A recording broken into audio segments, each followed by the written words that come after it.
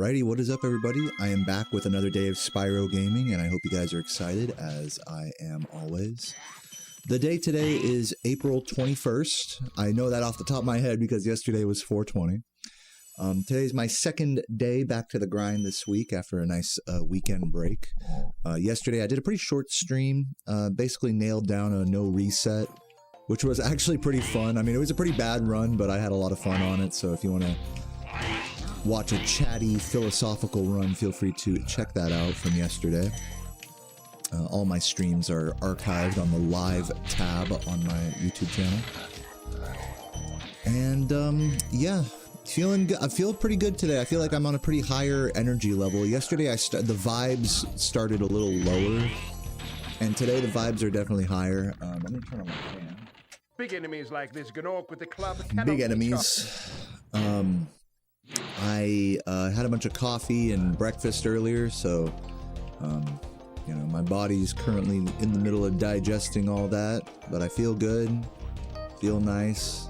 Didn't screw around on my phone as much this morning. A bit, but not as much. I got some good sleep as well, so. Overall, feeling higher spirits today. So just doing some warm-up here in Dark Hollow. Probably gonna try some more early loots, just for funsies. And then we'll get into some runs, you know what I'm saying, guys? What's up, Range? Isa, Skywalker, Ends. Hey, guys. JC, Head of Jar. Hey, everybody. What up, what up? That game is feeling good right now. Time to get shat on by RNGs. It's true. I'm primed. My butthole is primed and ready. I'm gonna be emotionally ready for the RNGesus experience.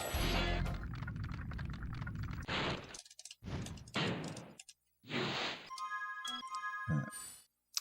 Let's go to... Where was I struggling yesterday? Any particular levels? I'll do the back half of Dry Canyon. I was skating yesterday. I went, actually, I almost went for escape, but then I was like, I ate some leftover chili and instead decided to walk to Kroger and the local bar as well. Had a beer. It was really nice, you know, I got some groceries, had a drink, came home. It was nice. I definitely did not drink too much yesterday. Had that, and then came home, made some delicious barbecue chicken, or barbecue marinated chicken, I should say. Fat Frogs with the first sub of the day. Thank you for the tier 1. 61 months. Says hoi hoi. Thank you for the good luck. Hoi hoi indeed.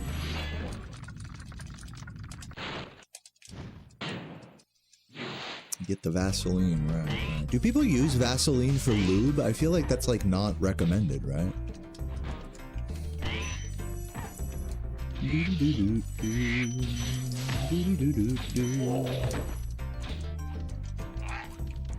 Guys, let's use some icy hot next time in the bedroom, huh? I feel like it'd be a little weird. You did a 420 Spyro challenge run where you bonk or take damage. You hit the vape pen. That's great. How did that go, Eddie? Did you finish in record time? Use Vaseline for the nasties, for early loot. Yeah, now you're onto something. Now you're onto something. Let's go get the save state happening. Change the colors. Gotta do it. Let's go candy today.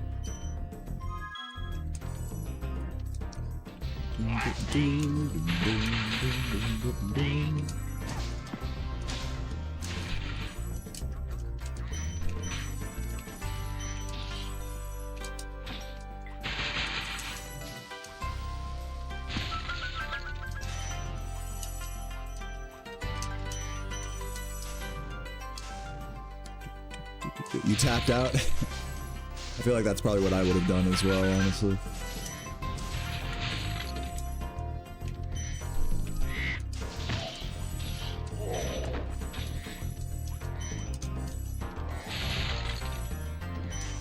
Ooh.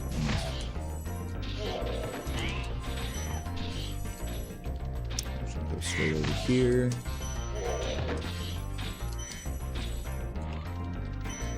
So just reload real quick and just go back to that spot one more time.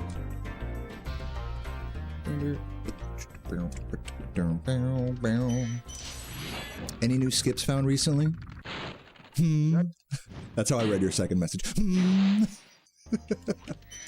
No. Yo, Deo, any new skips found recently? Yo, Deo, any new skips? Man, you really want this question answered, don't you? No. So how about those skips, huh? Is he ignoring me? No, I'm just focusing. I'm focusing. What's up, Magically? How you doing? Thank you for the sub.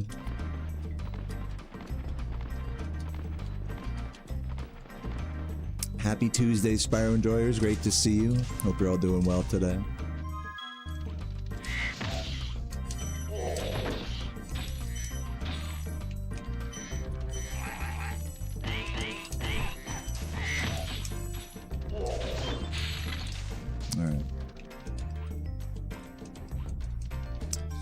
Let's head over to, where are we going, everybody? Might just do some early loot and then get into runs, I think. Has Spyro changed sexes? I don't think so. Here's a question. Is Spyro a gender? Or is he a boy? Is she a girl? Is it a they? What's the gender assignment on Spyro here? Is there any like official manual confirmation on the gender or sex of Spyro? I mean, he doesn't have any genitals, so like sex-wise. There's a word for, dude, I forgot, because there's like age, we were talking about this the other day, there's like, oh, I'm in the wrong level, by the way. I'm supposed to be doing early loot. I'm like, why am I in loot? We're talking about like, you know, when you're like don't have a gender, you'd say a gender.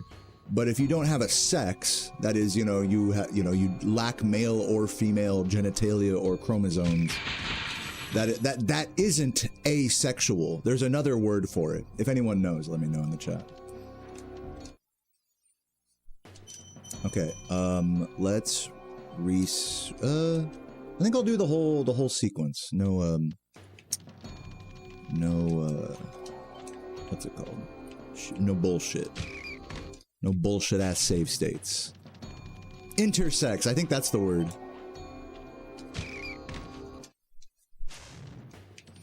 What's up, Girth? Welcome, everybody. Intersex, that's a good band name.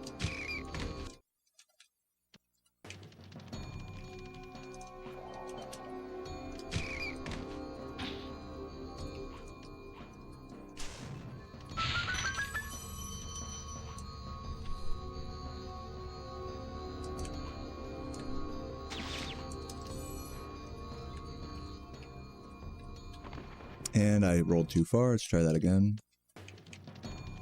Intersex is just both. Not specific to the amount of each. Got it. Ultra Giga Sex. That's what I had with your mom last night, actually.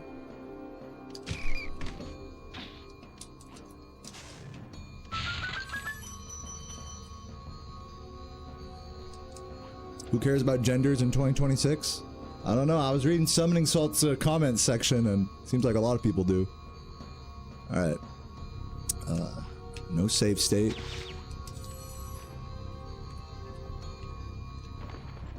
Okay, and then I'm just gonna send it. No, that's not gonna work. Surely not. Yeah. Too far inward with that charge. I did not your mom. I did your mom. I did the whole mom.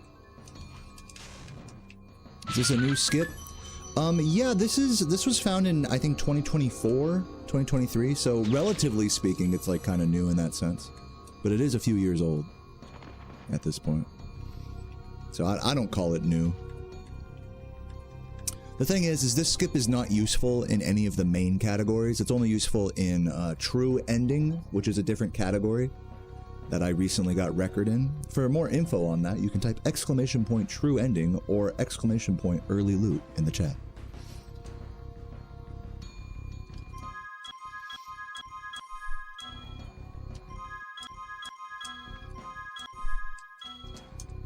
Little low.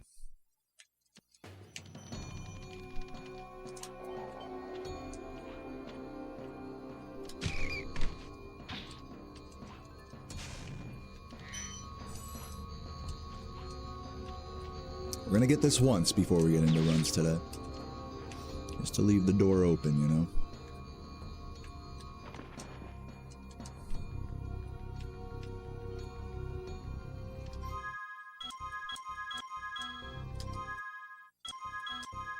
Oh, I jumped. Idiot. What the fuck? I did not mean to jump there. Have I been playing leagues in RuneScape? No, I haven't. But I have been watching the videos of everybody using that King Black Dragon crossbow. Pretty cool. There's drama in the Spyro Discord server. If you're referring to Chris LBC getting hacked, he's one of the server admins. Yeah, that happened. But the server's fine. I think like a couple people got like erroneously banned or whatever, but the server's fine. The server didn't get wiped or anything, so as far as I can tell, it's all good. But the funny thing about it is now anytime, since they had to turn off embeds, like you guys know when a Discord server gets hacked, it's usually through like embedded links or pictures and stuff, people clicking on them. So they turned off embeds, which means you can't post any pictures or videos. So now anytime someone gets a PB, they have to go into their own Discord server, like their own different Discord server, create a fucking emote of their splits, and then go and, with Nitro, post the emote from their server in the fucking splits channel. It's like this shitty, like low resolution, like emote. So, but to get around the, like, no pics. So yeah, that shit was funny, dude.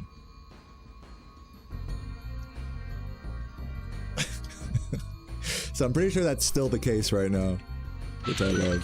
I don't have Nitro though, so I couldn't do that.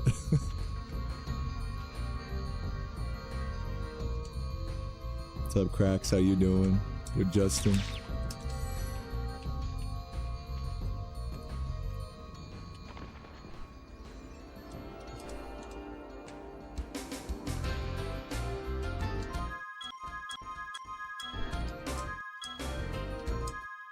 Not good.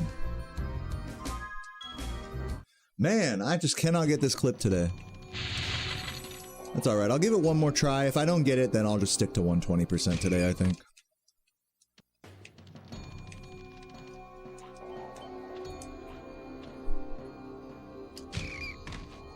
I'm getting a lot of pretty quick rats, though, I'll say.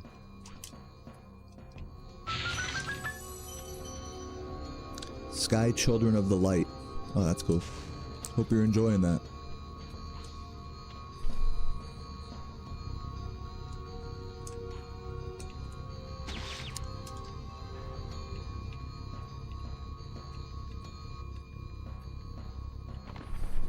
Alright, let's see here. Oh, this should work. Nice. Alright, alright. Not bad, not bad. I like it.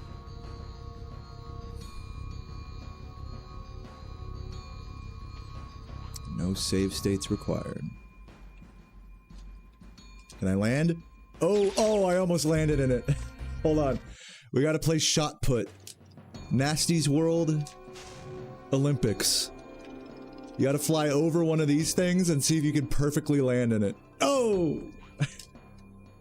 Hold on. One more. The higher you go, the more points you get. Oh, what the fuck was that? How, dude? Yo. What a proxy, dude. I'll count that. I will count that. I call that the booty proxy. Alright, on that note, guys, I think let's get into runs today. I think we're ready.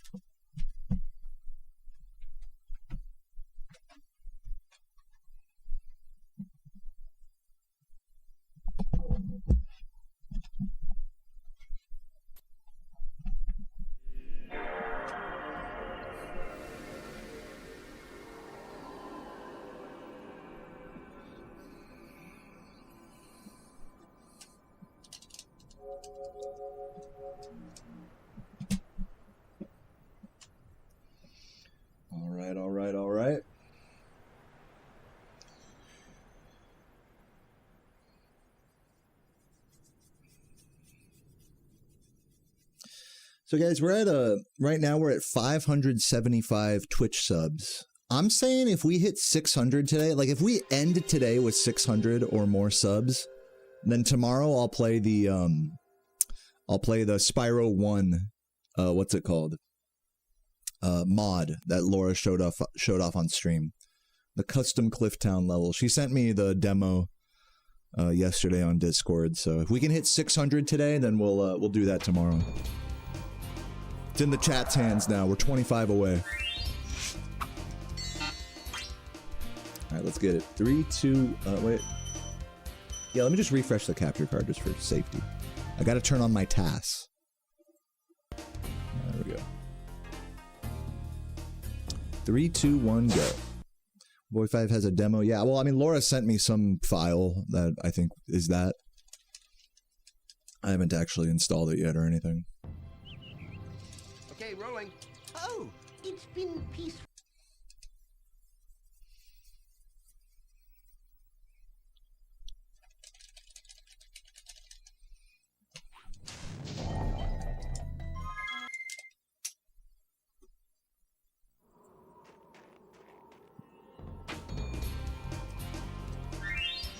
Thank you for the good luck TV. Good to see you, man. Banging out the nesters here. I feel good today, guys. I feel like we can get some good runs going. Okay, rolling.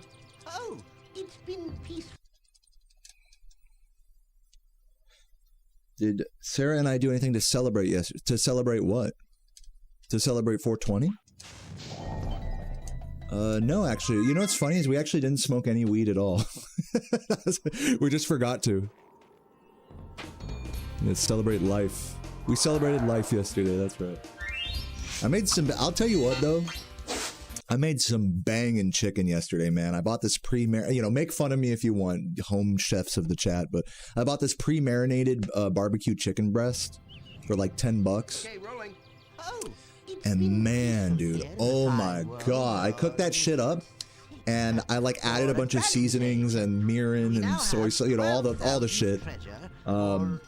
And then I just like pulled apart the chicken like in the pan with all the marinade and seasonings and juices and stuff.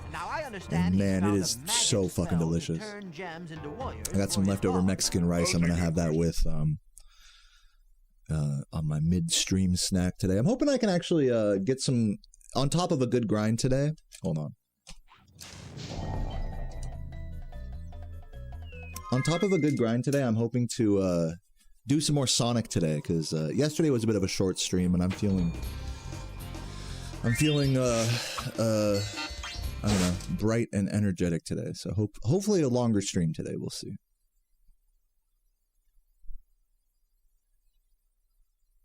Journey, Abzu, Sword of the Sea. I don't think I've ever played any of those games. It's been peaceful. I played Stardew Valley for like 2 seconds. What's up, Vince? Oh. Is this gonna work? Please don't work. Okay, thank God. I was like, that was completely wrong. Alright, blah, blah, blah, blah, blah. Start the timer when you press new game. You can do that, but that's called race timing. Like if you press the timer like right when you hit the menu button like that. The way leaderboard runs are timed is on first movement or for first input in the game engine. Okay, rolling. Oh, it's been peaceful. So basically right when the game fades in or finishes fading in, we look for the way the HUD bounces in the top left to get the exact frame. See how the HUD bounces when it comes down. Other categories that use cheats actually can start the game earlier by holding the pause button, which like bypasses that entire fade in. So in those categories like Vortex, you would start timing on that pause. So a little confusing, but it's all good. Okay, Basically first movement is what we time on, and last movement. Yeah, and you can also offset the timer as well to say like negative whatever as it counts down to first movement or what have you. But I don't mind hitting the split button at the start of runs. I'm actually one of the few top players that does that. with Nestor Skip. I think a lot of people find that Nestor Skip, you know, it's like, I'm so used to, like, with my muscle memory, hitting the split button and doing Nestor Skip, but I can see where for other people learning the trick, it's like kind of gets in the way. Oh, it's been peaceful. And not to mention, if I wasn't using a split pedal, it would just be like, forget about it, you know? Oh my god, I am charge glide. That was gonna work, but I would charge glide it a little too fast there. Kingdom Hearts HD, never played it. Apparently it's great. I mean, it looks beautiful. Like, if you remember it as a kid, well, you said you never played it, but it definitely looks really nice, you know, having grown up with that game and then playing the HD remix, whatever, on, what is it, on Epic Games or whatever, on PC. Oh, it's been All beautiful peaceful 16:9 upscaled graphics. It looks really nice. But, yeah, I mean, it's a pretty grindy, slow-paced, kind of beat-em-up style game, so. But I love it. I can understand, like, not being into Kingdom Hearts, though, you know, it's like, I think it's just kind of one of those games, it's like, if you grew up with it, then you just love it, but if you don't, you like, don't really get the hype. Just, it's like fucking Mash X simulator everywhere, just hitting everything. Okay, rolling. Oh, it's been peaceful. And it's also one of those games where, like, if you don't know where you're going, you can get, like, stuck, and it's really annoying. Just not knowing where to go next to, like, trigger the next story beat or whatever.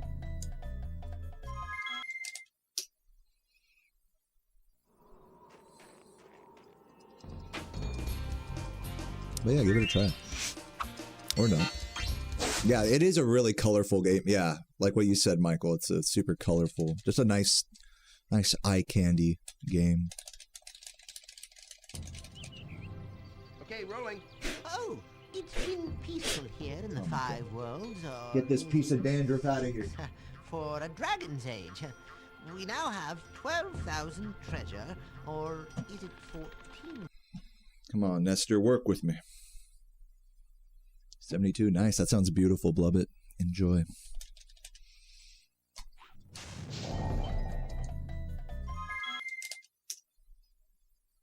In another life, this skip didn't exist. Yeah, this skip didn't exist pre-2024. Or I think that's when it was found, 2024. And so yeah, for like like the first decade of speedrunning this game, this trick, I would not do this trick. And when I get stuck on Nestor like this, people get really like, people get really curious about like, don't you think this ruins the game or whatever? Or like people really like dwell on like how this ruins the fucking game or the experience or what. I don't mind it. Maybe I'm just like a fucking idiot, but like to me, it's like if I'm failing these, it's like it's like a skill issue, you know? It's not like, oh, I need to get lucky or whatever. There's like a little bit of that, but practically speaking, but I don't think this trick like really changes much. I'm sure for you guys as viewers just wanting to see me play through the game, it probably changes more for you guys than it does like I think from my experience as a speedrunner. I'm so used to playing this game that like, you know, I don't care if I have to like reset the first couple seconds over and over. But it's like, I think for the average person coming into the stream, if they want to see like a full playthrough or whatever, it's like this can be more, I think this is more frustrating for your average viewer than it is for the actual runner. But that's just my cope. And I definitely get that sense whenever you guys ask me, like prod me about, don't you think this is like ruining the game? Or good thing this is at the start of the run. Oh man, it would be so bad if it was, you know, like, Okay, rolling. like you guys stress this trick a lot more than I do. I've noticed.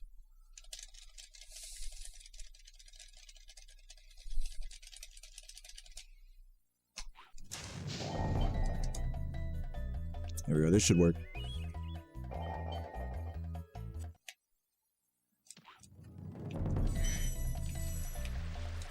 Oh, nice. Perfect start there. Still got the stones. We're good. Yo, Mess, thanks for the good luck.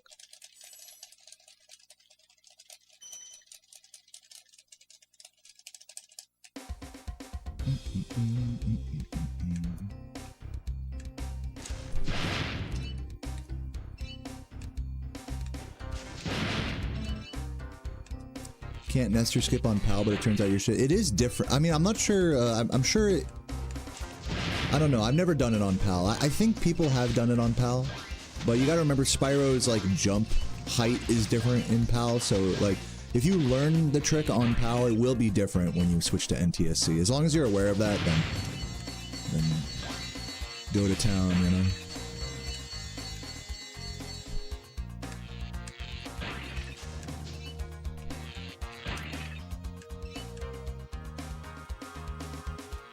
Yeah, I'm pretty sure it's doable on PAL.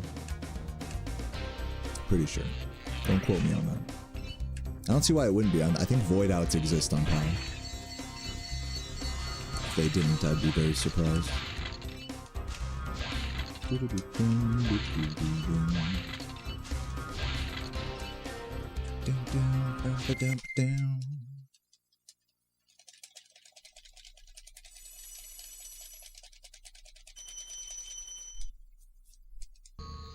If I could move the penis, like my penis, to a different part of my body, I wouldn't move it. I don't mind it being like in the crotch area.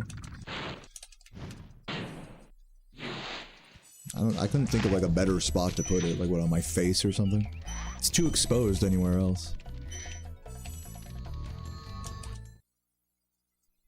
Maybe like inside your palm, you can have like a penis palm, like that, like a superhero, like Samus. Like charge up the fucking blast. I would not move my cock.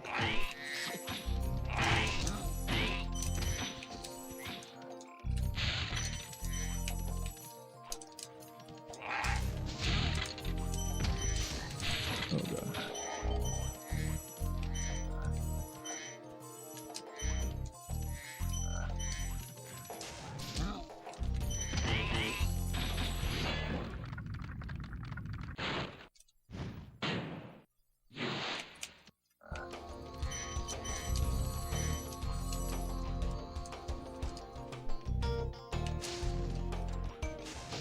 Oh my god, what the fuck? I should have gone down there.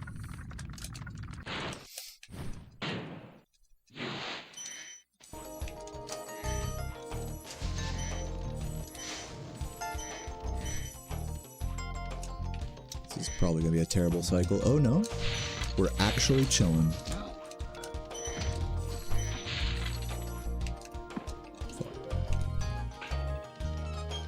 Around here, I don't trust nothing right now.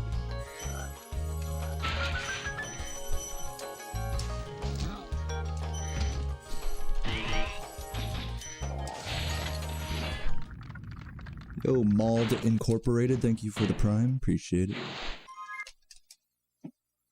346, not bad with that little stuck on the fat guy.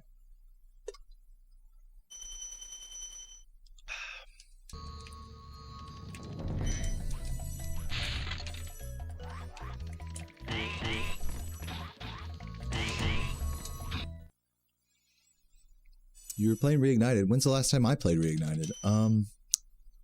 Probably during my Reignited Spyro 3 playthrough. Like maybe a year ago. Many moons ago. It's probably the last time I played it.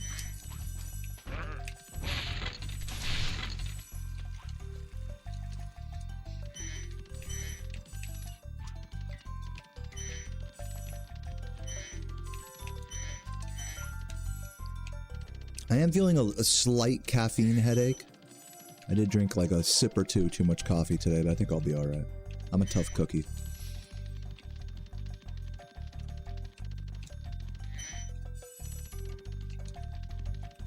Yeah, I'm not a fan of Reignited's graphics either, but I think the environment design is really nice.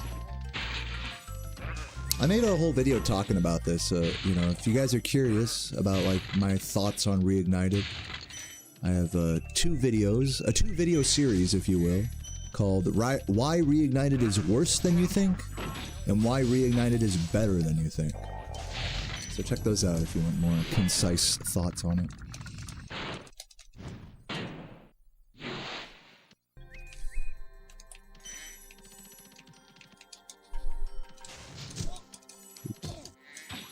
Oh my god.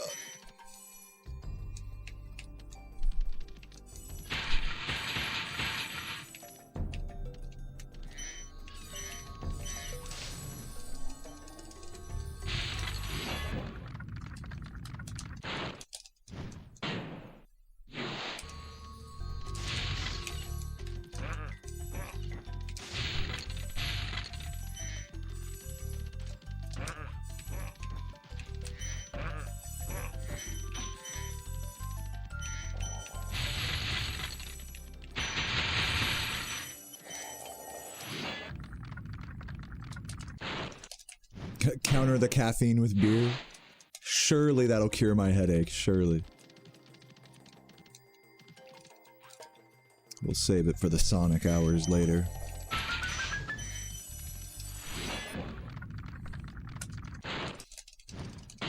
Bro said Drake, Kendrick, or Kanye. Bro lives in like 2023 right now. Wake up, 6'7". Come out of your hibernation chamber.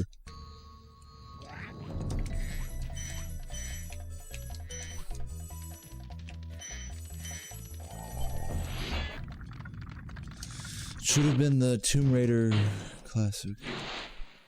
Yeah. Some good remake discussion going in the chat here.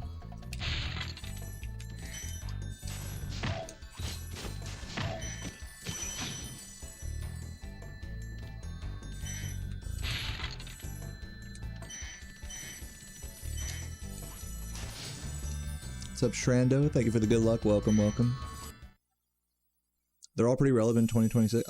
I wouldn't know, actually. This is where I'll give up my lack of knowledge of popular hip-hop artists. I actually don't follow any of them. So yeah. You can take the dub on this argument. I could tell that I offended you slightly. You are the real Drake, Kendrick, Lamar knower. You are the true fan, and I am merely a jokester. What's up, Wiggy? Thank you for the good luck. Good luck on the runs.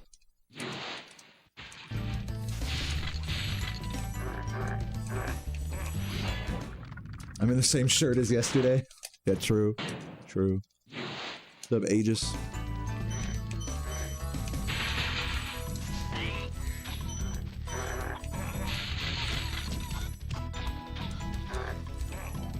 I like the Wii shop music Drake cell phone mashup. That's probably my favorite Drake song, is the Wii music version of it. No, so that tells you about how deep I am in that genre.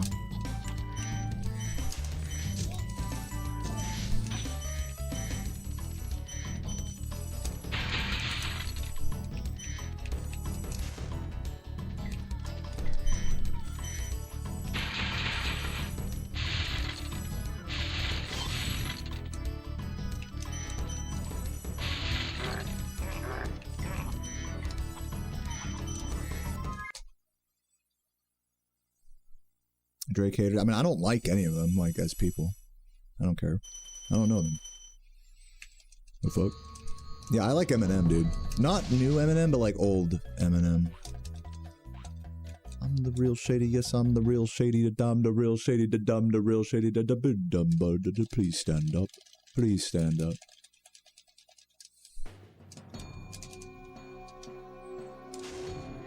That's a shame. It is a shame that I don't have the exact same musical taste as you. I agree. If only I was on your level.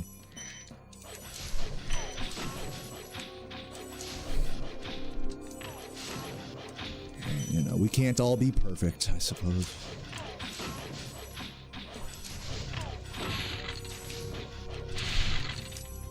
Kid Cudi. I don't even know what the fuck. Like, I recognize these names, but I do not listen to any of the music. Yeah, Cypress Hill, now you're talking. Bangers.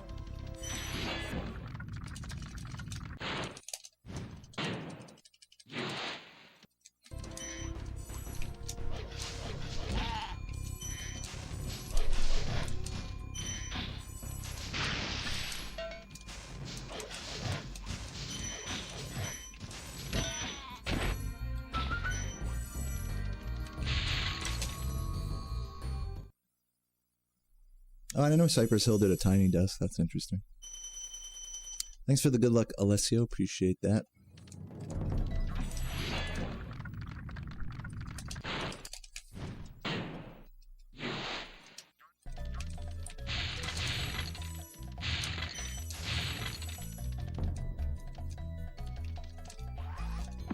That was a terrible attempt.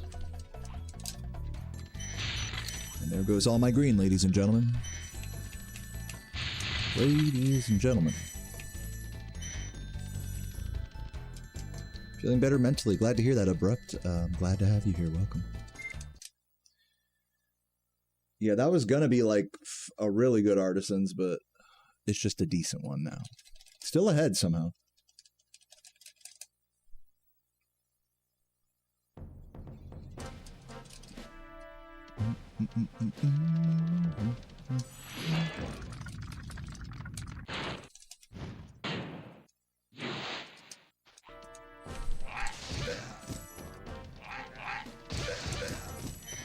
Pumpkin Hill from Sonic Adventure 2. The great emerald's power allows me to feel.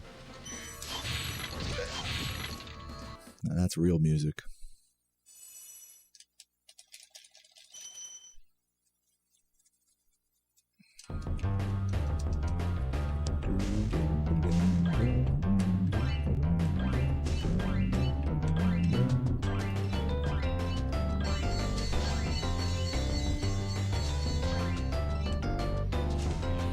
I love this game. Now we're officially behind. In typical me fashion, getting a very promising Artisans into a very disappointing Peacekeepers.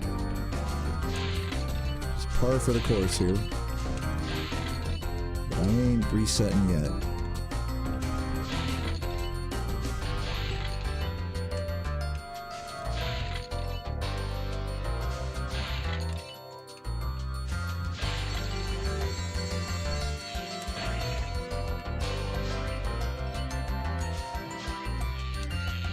Oop, okay. More time loss.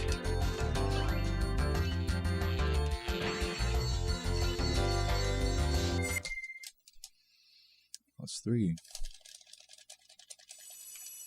We'll bring it back in Magic Raptors. Not against world record, but maybe against the 120.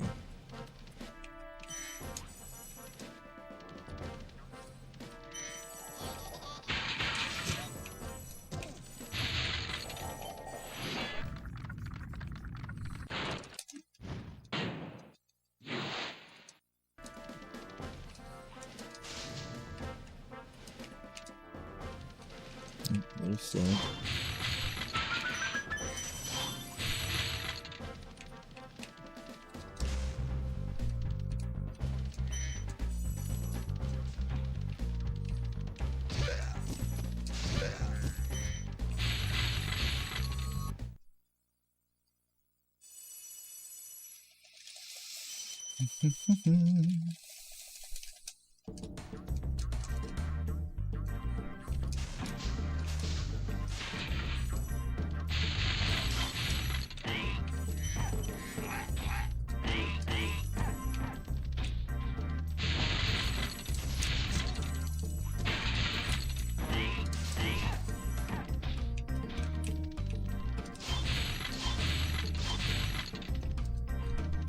Thank you for the good luck, Dylan.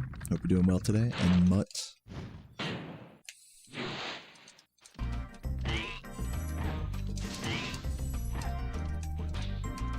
Oh my god, get up there.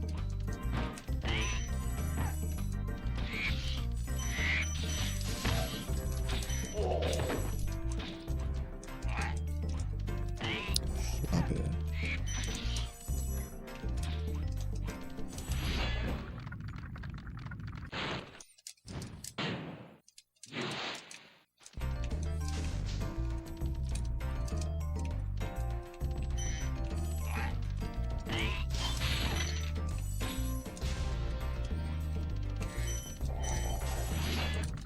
Newest speedrun attempt, any percent, hour 7 minutes. Pretty proud, not amazing, not bad, dude. I'm proud of you too, Abrupt K9. Everyone type GG in the chat for Abrupt K9's new any percent PB.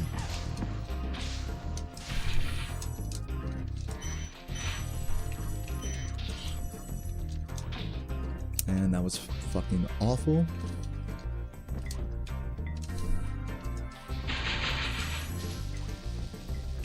Keep it moving.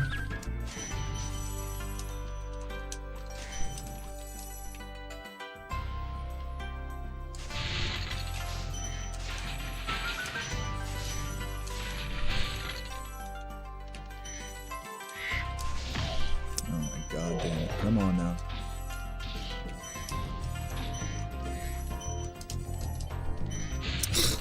Please, fuck me more, I'm begging you.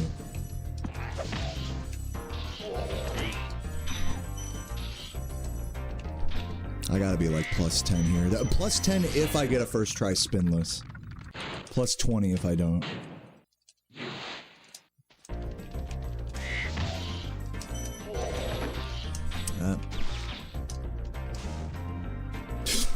Hello?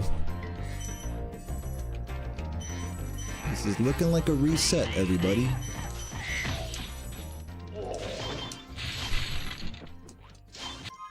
I fucked that up terribly. Plus 7 on the 120 splits, plus 16. World record is probably dead at this point. I'm considering resetting. Probably shouldn't. Probably should, depending on who you ask. I'll give Clifftown a chance. If Clifftown's sloppy, then I'll reset.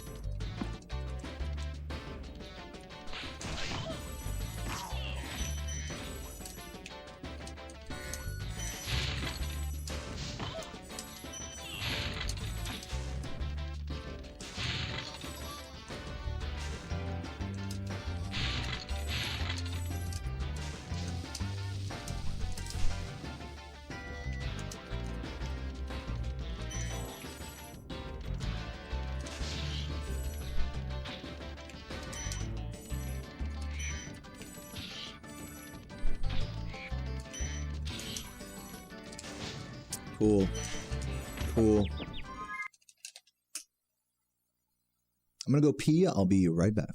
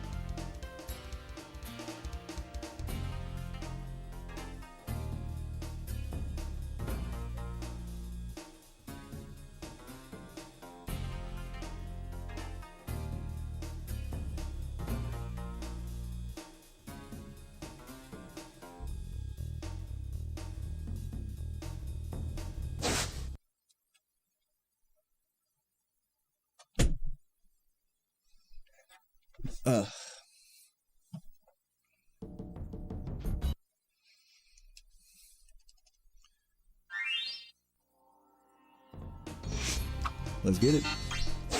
Any plans for new merch? Nope. If I was on that content creator grind, I would say, yeah, dude, we're gonna have a new drop coming this Christmas or what, you know, but no. Okay, rolling. Oh, it's been peaceful. One of these days, I might be inspired to create new merch, but that day is not today.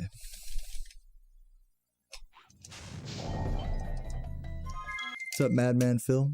Thank you for the Prime. Welcome, welcome. I don't know why the alert didn't play, but thanks, dude. There it is.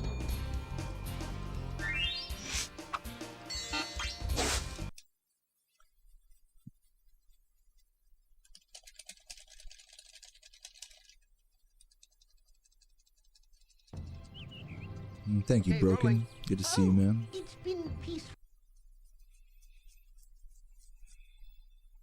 Good. Thanks for the hype, Mutt. I need that.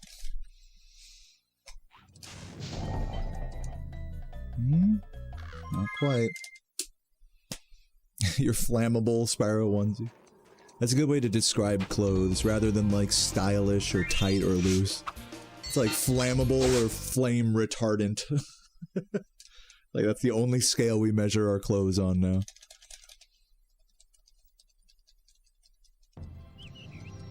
Okay, rolling. Oh, it's been peaceful.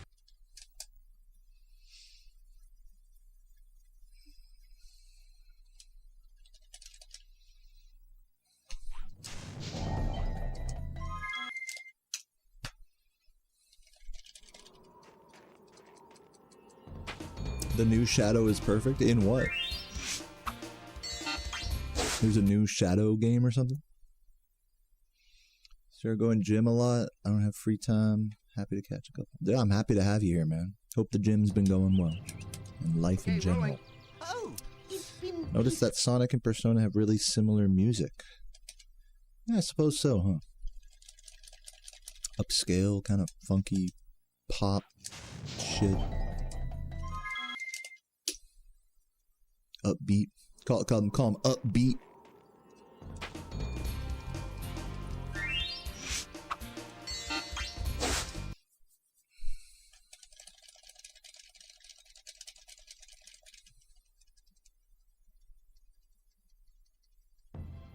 Sonic Shadow Generations from 2024. Oh, that's new in my book, I guess. That's cool. I'm glad you enjoy that. Down to 98 kilograms from 105. Congrats, Broken, on the weight loss journey. I'm on a weight gain journey. So wish me luck in that.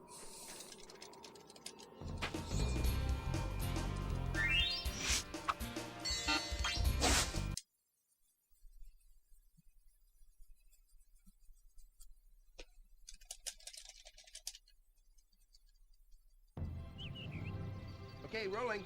Oh, it's been peaceful. Am I bulking? No. I'm just fat. There's no health benefit to my journey.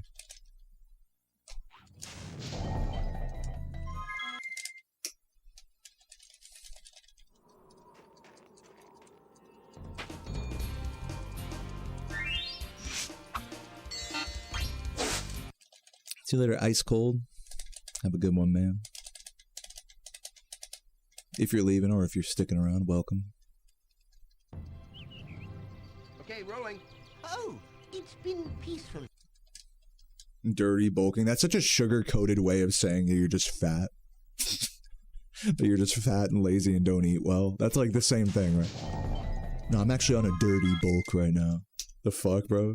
Why you gotta caress your ego like that, you know? Hey, I'm not a weightlifter, what do I know?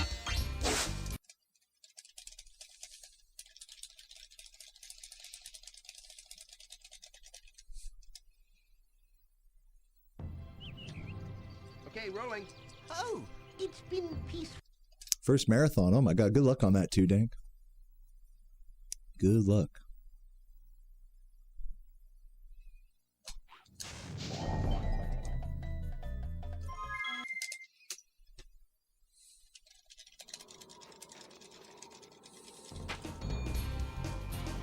You're nervous? I'm sure you're doing a bunch of running and preparation and stuff for it. You'll be alright. Your legs will probably be fucking wet noodles after it, but it'll all be worth it, I'm sure. Okay, rolling. Have I ever played the PS2 GameCube Shadow game where he has guns? Yeah, Shadow, I think that's the Shadow the Hedgehog 05 it's called now, right? I've never played it. I've watched a few speedruns of Sonic 06. Dude, my issue with Nestor, why I keep failing, I keep charging too quick into him. Like, I get the first flame, like, jump flame charge, and even the second jump pretty good sometimes, but that final charge glide into Nestor, I'm doing way too quick. I need to slow that down, so I'm going to try to be more active in my focus on that now. Do I not do my push-ups? Not really. No. What's up, Lion? Thanks for the tier 1, appreciate that. It's been peaceful.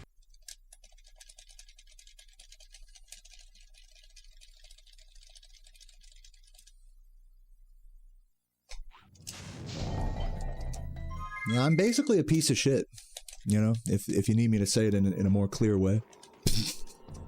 I eat in a calorie excess, I cook at home, I drink beer, and I go for walks, and I don't do much anaerobic or aerobic exercise for that matter.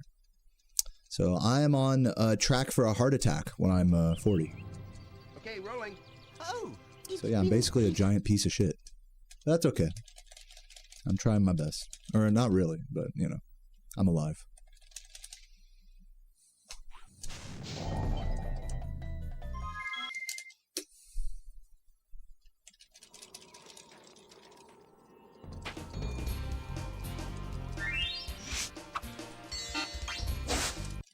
Thank you for the good luck, Lion. Appreciate that. Well, shucks. Yeah, sorry. I mean, I can tell you're a bit disappointed in me, Broken. Okay, rolling. Sorry. Oh, it's been peaceful. What's up, Buzz? Thank you for the good luck. Or maybe I'm just projecting.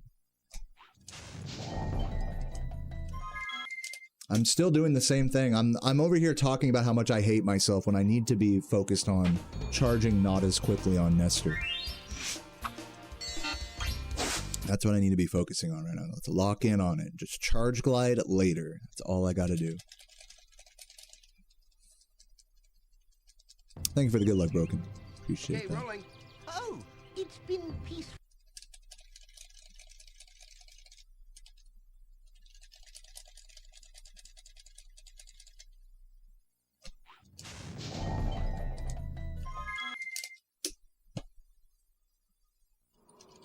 Two hours to vibe. Chat's always amazing and funny. It's a cool vibe. Thank you, Ice Cold. Welcome.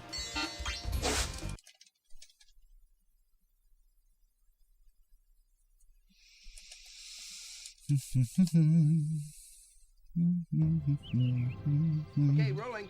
Oh, it's been peaceful. Yeah, I loved Summoning Salt's video. It was great. Okay, charge later. Oh, that was too late.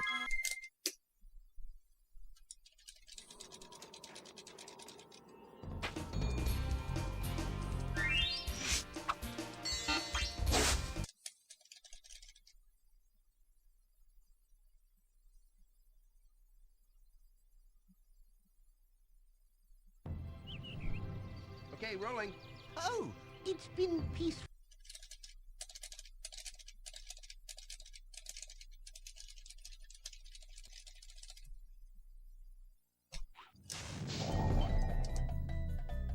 This might work. Alright.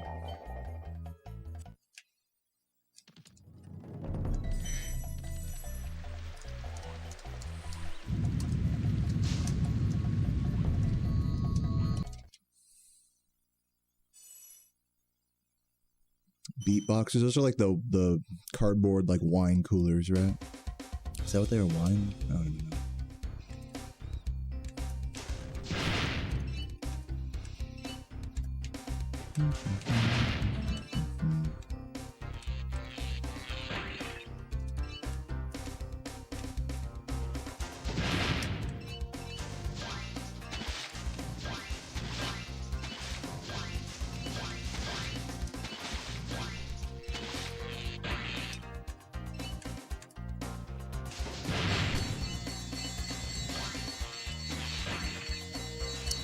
Yeah, you know, since I'm dwelling on all the things that I don't take care of myself, you know, physically for, I'll kind of tip the scales the other way and talk about some of the things I think I do that are really healthy that I think a lot of people my age don't do, which is get at least 10 hours of sleep a night, sometimes more. I have plenty of free time, which is great for maintaining like my stress cortisol levels, especially for how intense speedrunning can be. I cook most of my own meals, so I eat a lot of whole foods and vegetables. I get a lot of fiber in my diet, which is uncommon for Americans. I go for walks most days. So I'm not like, I don't think I'm like a total piece of shit, but I'm definitely not like working towards like a weight loss or, you know, like any kind of body transformation, you know what I'm saying? Oh yeah, I do drink a lot of water, since we're talking about drinks in the chat there. So, you know, I'm not like a total piece of shit. I could definitely be worse. But like I said, I eat in a calorie excess, I consume alcohol, and I don't really sweat as much as I should. So yeah, I think, you know, we could always be better. I could always be better, for sure. I could definitely try harder in the health department, but I think all things considered, I could be a lot worse too. So I'll take the good with the bad, in all honesty.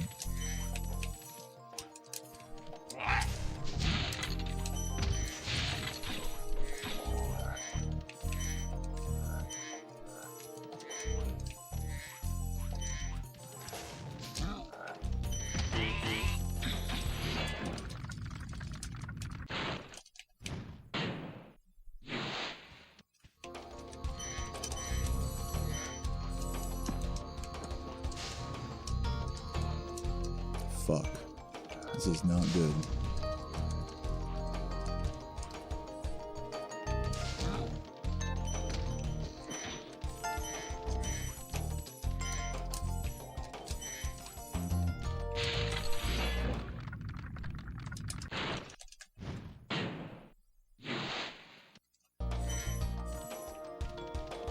Yeah, I mean, that's probably true for me, Ishmael. I probably get too much sleep, and also the quality of my sleep can vary. You know, I wake up alongside Sarah, you know, every morning and then go back to sleep, and, you know, that's technically not good for you. I don't have, like, a good circadian rhythm, so, you know, my sleep could be better. You know, if we're really talking, like, about min-maxing optimizing the sleep. But I think just having an excess of sleep is an uncommon benefit to the other side of the spectrum that most people in their 30s have, which is just not getting enough sleep and being overworked. So I'm happy to say that that's not my situation. Even if it, you know, like I said, even if it could be a little better. Is a lack of a shirt performance boosting? No, it's just to impress your mother. No, I'm just kidding.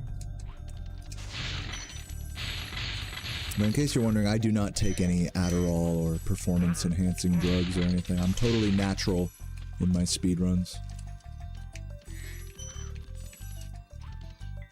I guess technically I drink caffeine, if that counts.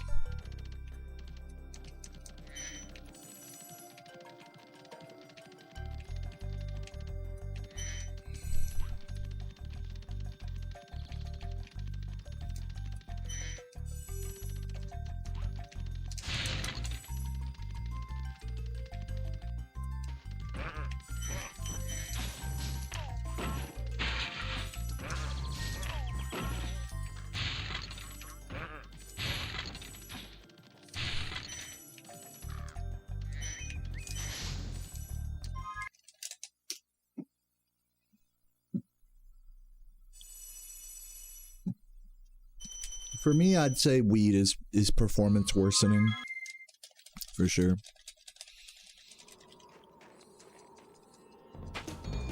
What's up, Dev? Fellow Gooners, yeah, what up?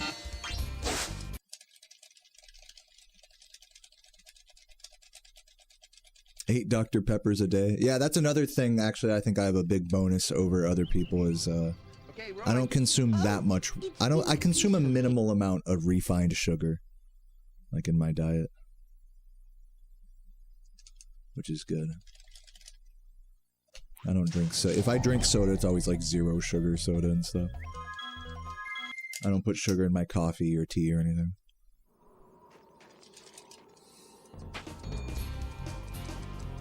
I just don't have a really much of sweet tooth in general. I don't like candy or anything like that. I still get an excess of, it doesn't really matter that much because like I still eat an excess of carbohydrates, which basically turn into sugar inside your body. Or so I've been told.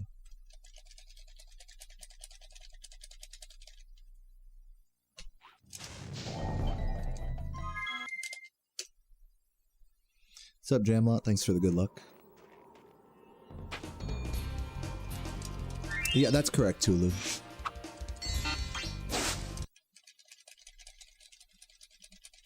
I just call them boosted jumps. Like, whether it's a boosted skitter or a wall-assisted boost. I just call them all boosted jumps for simplicity. But yeah, you'll see people in the Spyro Discord make like all sorts of fucking like abbreviations for them and shit. Just to be oddly specific.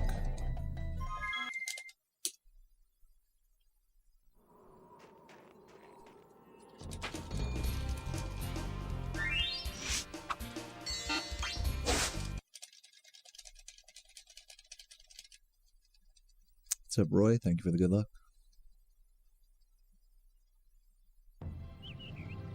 Okay, rolling. Oh, it's been peaceful.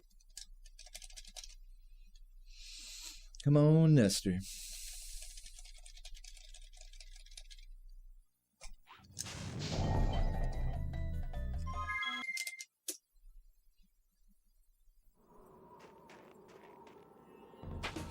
You tested pantsless performance theory while playing RuneScape, and you got a fire cape. Nice. Yeah, I don't like being naked, like, and sitting down in a chair, because my ass will get, like, so depending on the material of the chair, it's like your ass will, like, get itchy and stuff, so. Even if I'm, like, totally in private, like, I'll still put on, like, some PJs or something.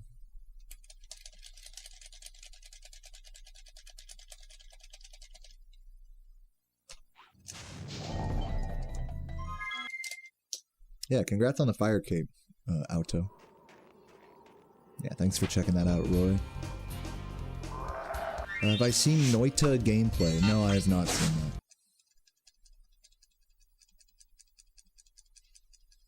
Do I think it's better or worse Nestor Skip as the first trick? Yeah, I mean, it's fine. It's better that it's earlier rather than later, yes. Oh, it's been peaceful. If it were later in the run, it would be less likely that people would do it.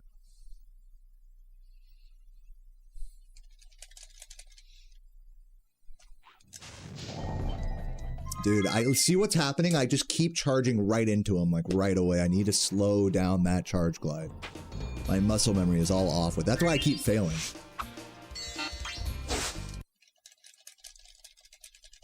But at least we know. Got to push against that hasty muscle memory. Okay, rolling. Oh. Yeah, well, you know, Rat Proxy is not the same thing as Nestor Skip. So yeah, they're both tough tricks, but they're hard to compare.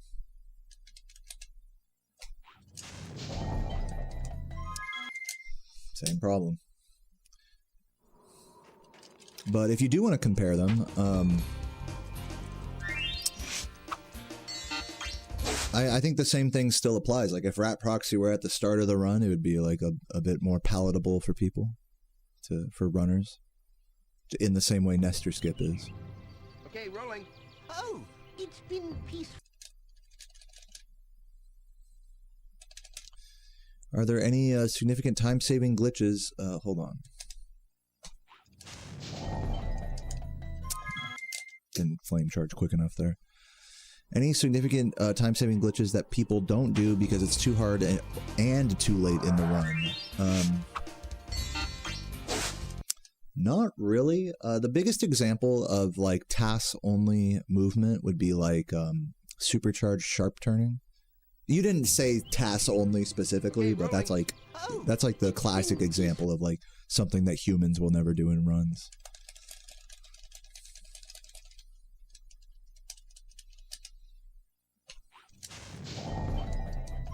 No. All off. It's all so off with this Nestor today.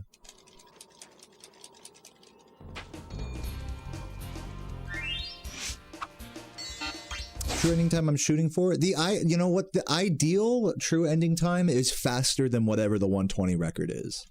You know, technically just comparing the two routes from true ending to 120%, true ending should save around 2 minutes on 120% just in routing. So until the true ending record is faster than the 120 record, I don't think we can even call it remotely optimized. This should work.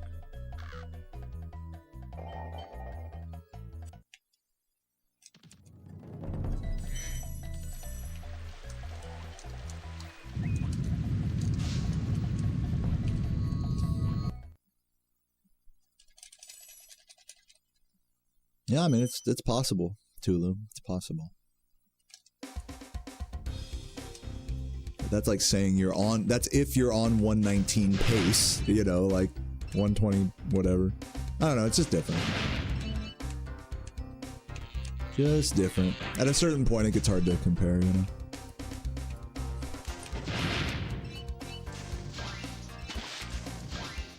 At some point, I do want to try a true ending with cheats to skip every dragon, but definitely not doing that today.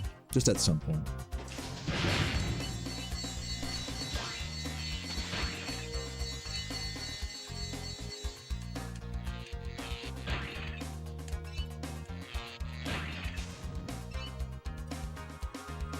Yeah, pretty much too, pretty much.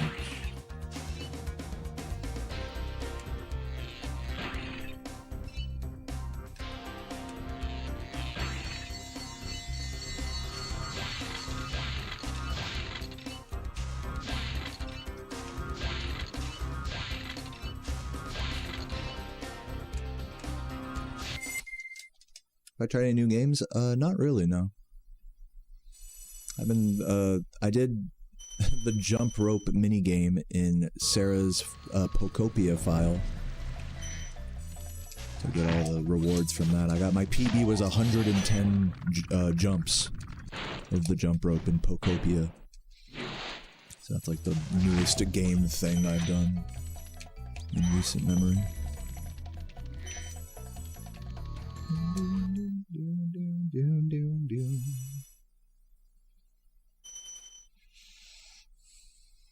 Yo, Stefano, how you doing?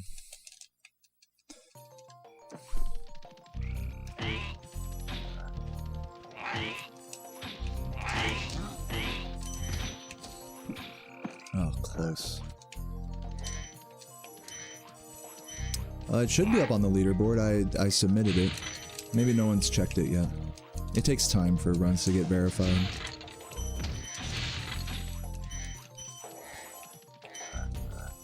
I went the wrong way. I almost went down there. Idiot.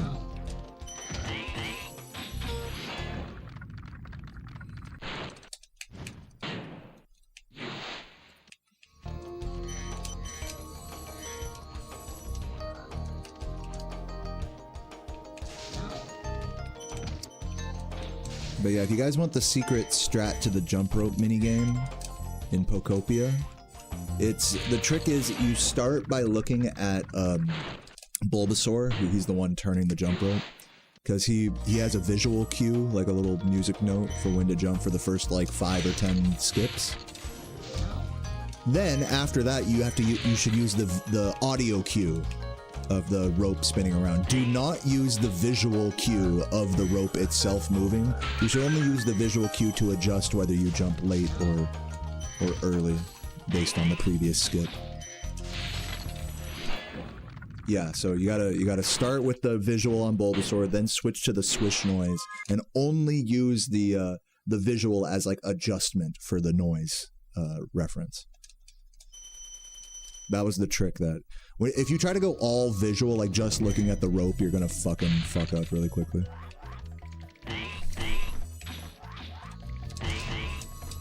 Also, what bothered me is that you have to use the R1 button, or whatever it's called on Switch, the R button, instead of like a face button. It's like, bruh.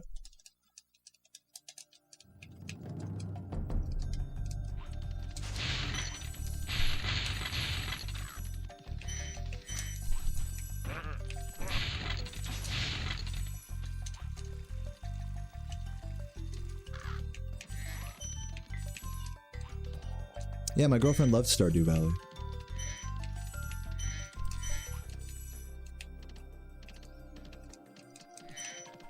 I mean, she's bisexual, so it makes sense. I'm just kidding. I'm kidding, dude. I'm kidding. Well, or am I?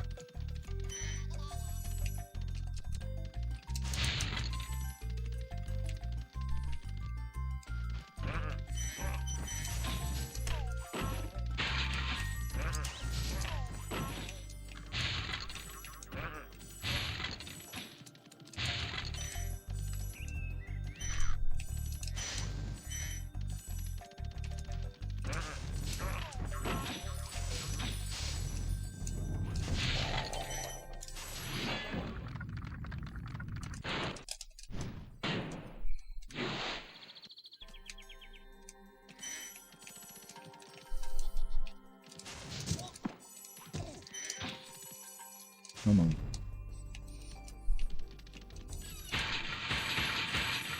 What's up, Wonder Girl? Runs are going all right. I got one run to Clifftown today. Basically died in Peacekeepers. And now we're getting another less than amazing run going here. My nesters have been a little troublesome today. But they have mostly been a skill issue. It's too hasty. So yeah, we're just trying to make this run work here best we can.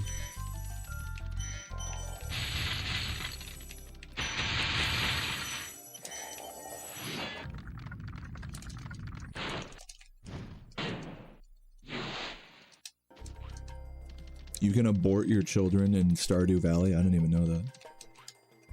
That's pretty cool. I wonder if there's a speedrun for that.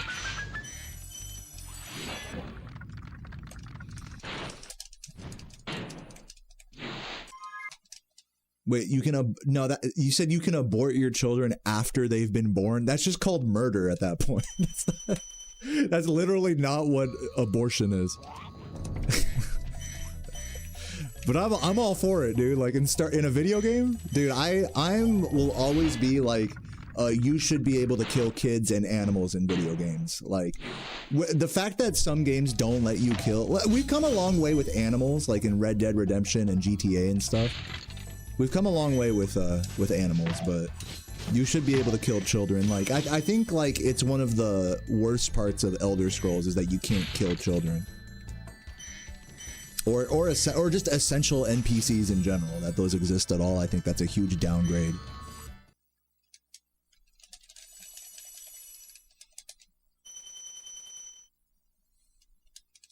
Yo, Raggedy, thanks for the good luck.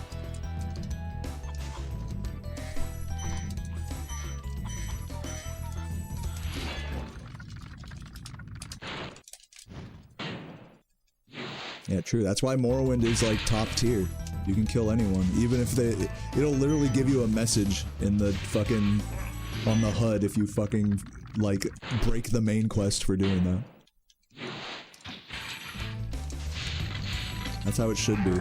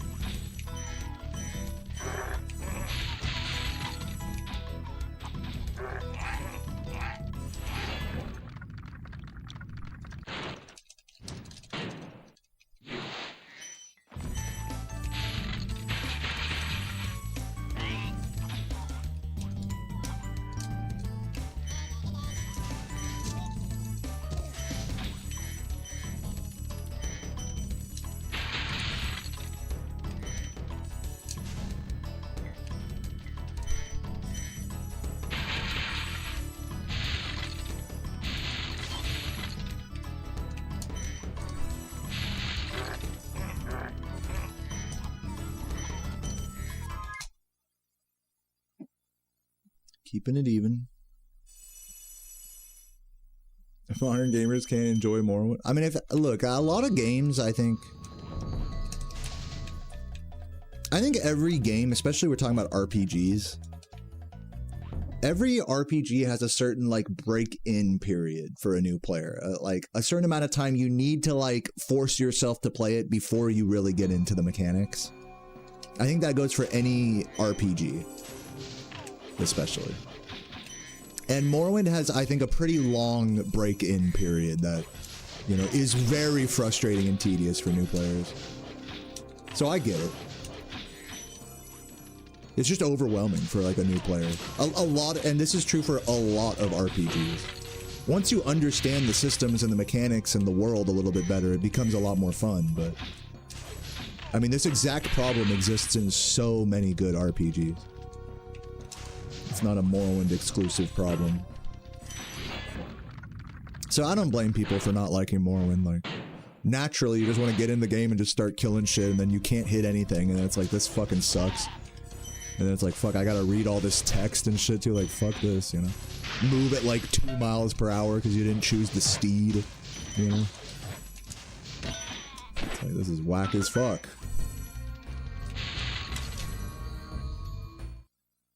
Yeah, the RPG tax, there you go.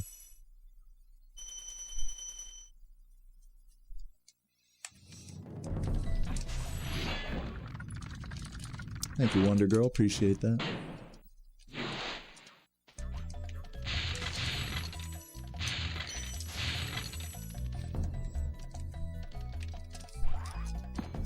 Bruh, need to practice that before I do it in any more runs. Rip green.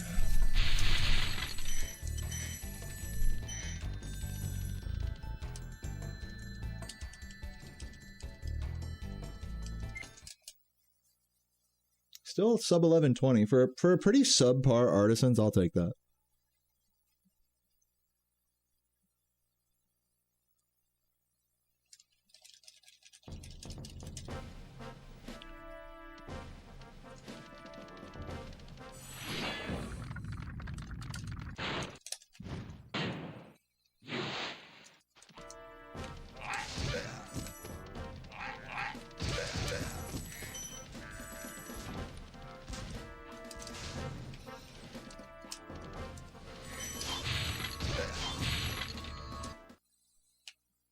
Thank you for the good luck, Poopy.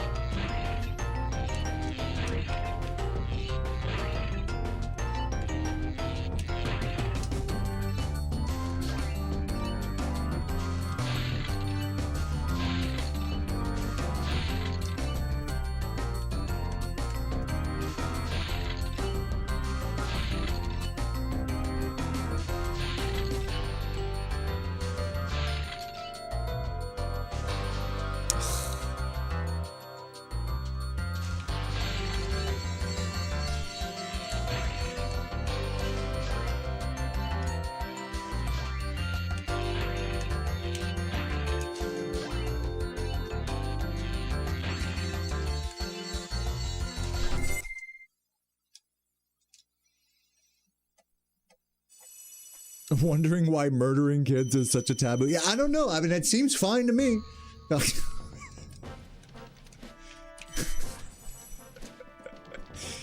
It's a mystery we'll never solve. I thought everyone loved murdering kids in their favorite game. I guess I'm the only one. I'm just saying what everyone is thinking who plays a game where you can't murder kids. I'm just saying what everyone's thinking. I'm not talking about in real life. I'm just talking about essential, and this doesn't, like, it's not exclusive to children either. I don't have a particular grudge against children, even though they are usually the most fucking annoying NPCs in most games where you can't kill them. Isn't that a coincidence? But just essential NPCs in general are fucking stupid. Like, don't even put them in a game.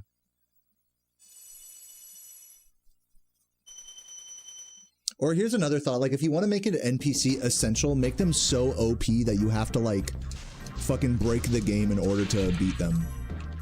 They need to be, like, so strong that, like, you can't, you know, you can't beat them under normal circumstances. You have to, like get creative, you know?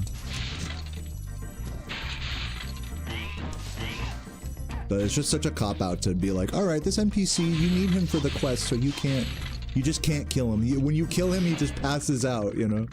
And then gets up like nothing happened. It's so stupid. Totally kills the immersion for me.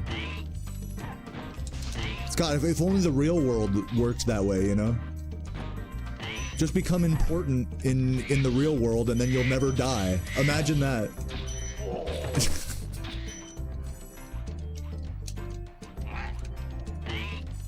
It's like, alright, you're the governor now. So now anytime someone comes and stabs you, now you just fall over and wake up in 5 seconds. Stupid.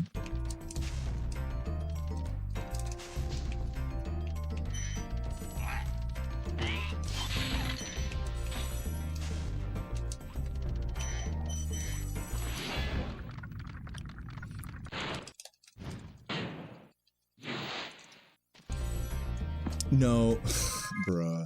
Come on, man. What the fuck? Should have jumped charged into the charge jump there.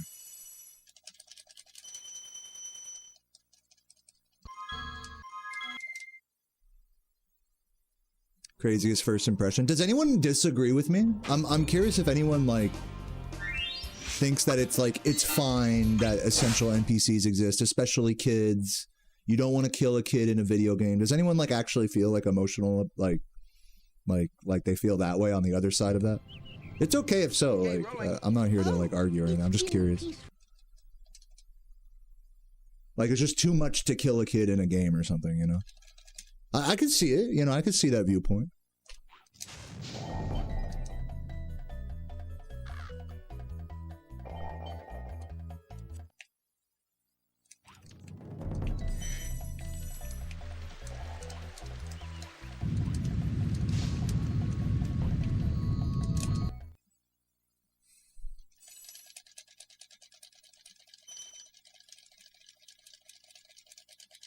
You're not into killable NPCs at all? Oh, so you're saying like it's okay if every NPC is essential? Like you'd rather it be every NPC is essential rather than a few of them? Is that like what you're saying? That's an interesting take. At least it'd be more consistent that way.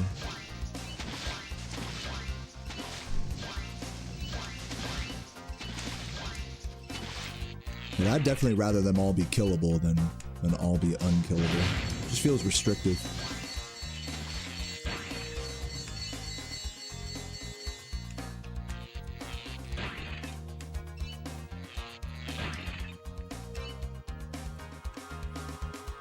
Yeah, you should be able to kill people in Animal Crossing. That's genuinely my opinion. Kill your own village. Like, they should be able to die of starvation. Is that not like a, you know, a farming game, like, survival concept? Like, there should be a survival mode in Animal Crossing, you know? Where there's, like, food and health and stuff like that. Like, there should be the normal game, and then, like, survival mode.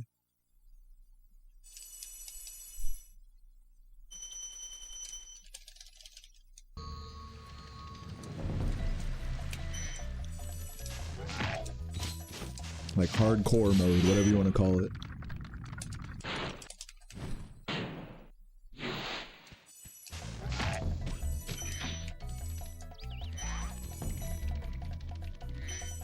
Not Animal Crossing? Why does Animal Crossing get a pass? Huh? Too cute?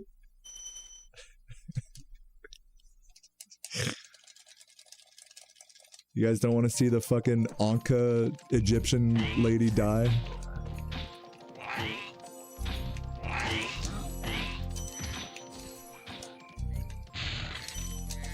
Yeah, I know the first person you guys would kill would be Tom Nook. I already know. Yeah, fucking take his Hawaiian shirt.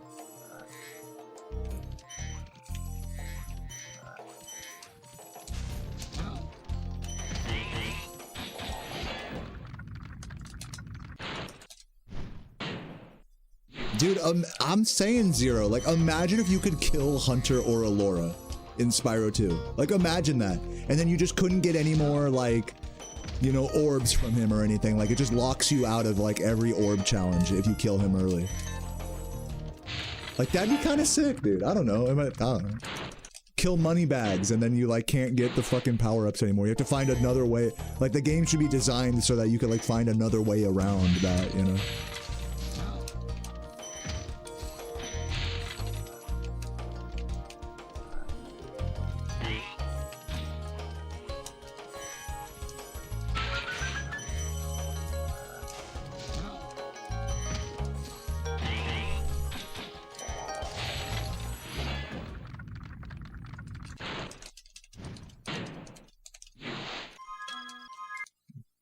Split too early there.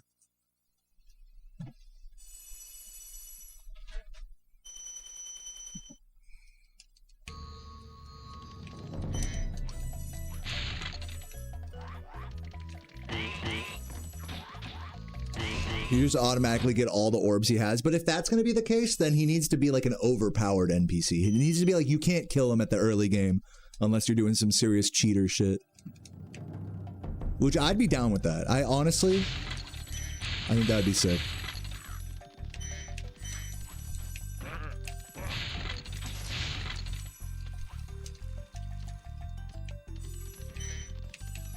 Yeah, Hunter like secret boss status.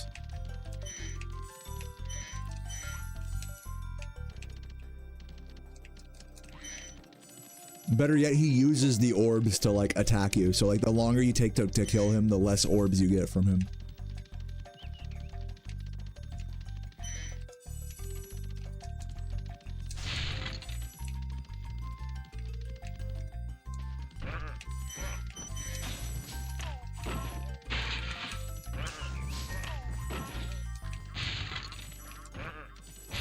And that makes sense too, because as you progress through the game, then he would naturally get weaker as you would get more powerful, you know?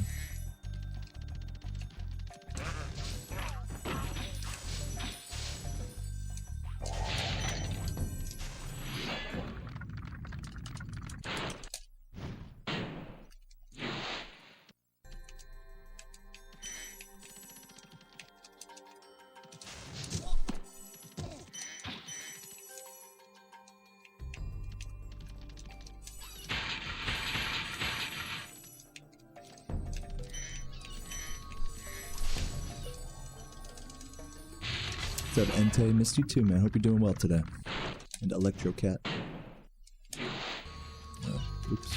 Just not paying attention there.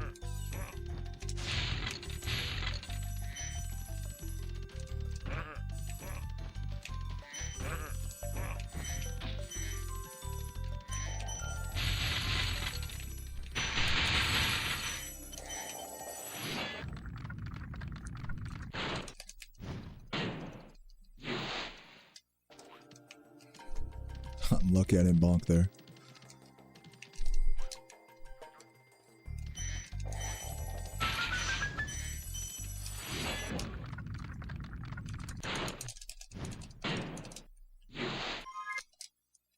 What are orbs for? In the final fight in Spyro 2, you use the orbs as power-ups. With Ripto.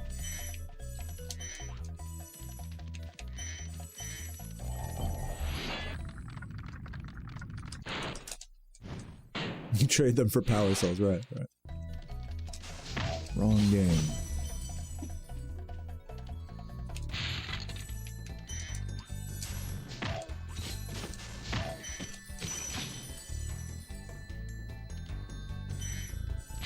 I mean, I'm pretty sure the orbs are technically just unlimited during the Ripto fight. But that would be cool if it worked kind of like what we were saying earlier, where you like actually, depending on the amount of orbs you have, that's like the amount of ammo you have at your disposal to actually fight him. So you'd have to, it'd be a much harder fight at like just the base amount of orbs to access him as it would be if you got all of them. Like that'd be a cool concept. I don't think it works that way though.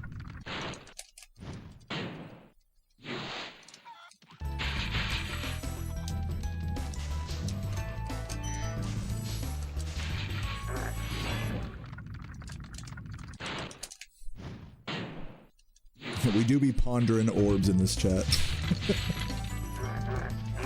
True. Thank you, Doe.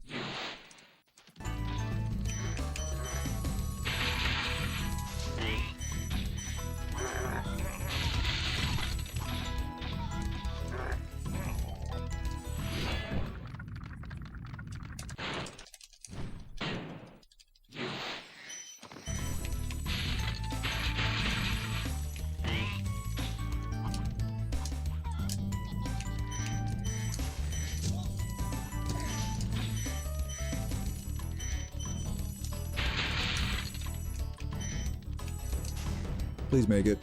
No! For the fans. Oh!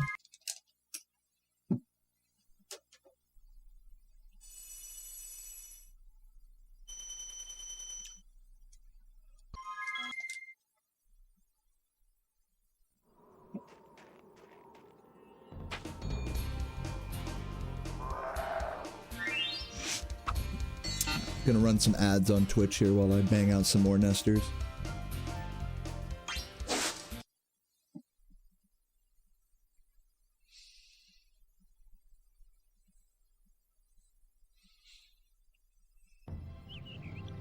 Okay, rolling. Oh, it's been peaceful.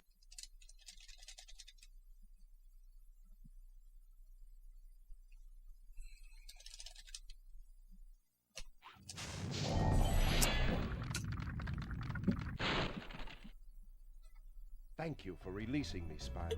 Free 10 dragons in the artisan world. Then find the balloonist. He'll transport you to the next world. What about Nasty Newark? I'm going after him. Find dragons first. That's all I can tell you.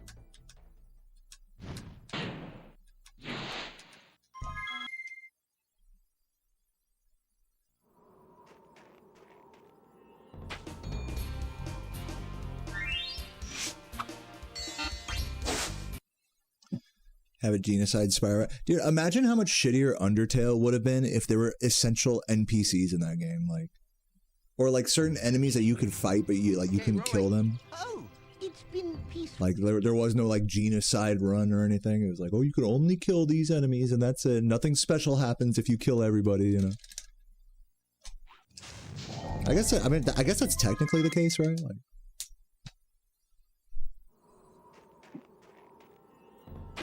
I guess let me rephrase that, like, imagine how much shittier Undertale would be if the genocide run didn't exist, you know, if there wasn't, like, a reward for doing that.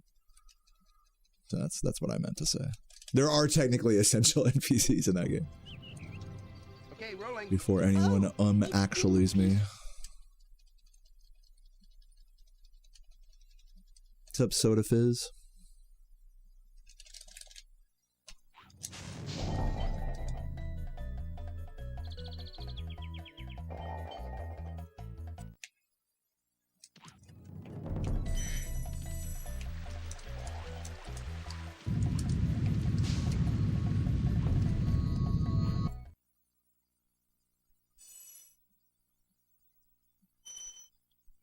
Yeah, exactly. The game was built around that concept. That's what I'm saying. Like, all games should be built around the concept of like different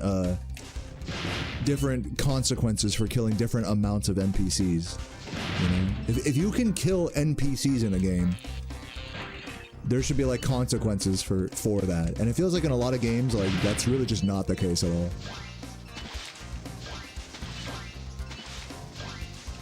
Maybe you get like a fucking higher score or something, you know, in Tomb Raider for killing everyone, or in Sonic Adventure 2 for killing all the enemies, but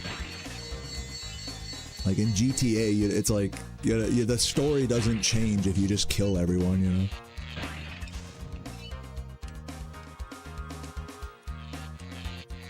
They tried to do that actually in GTA 4, where they give you like choices of like who to kill, and then like you like run into those NPCs later on the street, like random events. I thought that was like one of the coolest parts of like GTA 4, and GTA 5 has that too.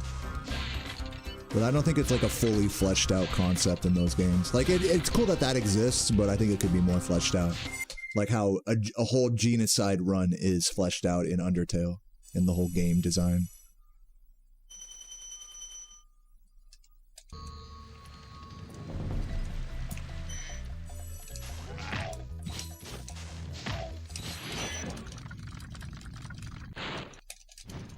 You disagree because it'd be a lot more work on their part? It'd be more work for the devs? I'm just looking at it as a consumer. I'm not looking at it like in a realistic, I'm being totally idealistic here. If we're going to talk about being realistic and practical, we're never going to have games where you can kill children. I mean, that's just not realistically going to happen for M-rated video games. Like, if we're being realistic here, you know, I'm just kind of spitballing ideas here.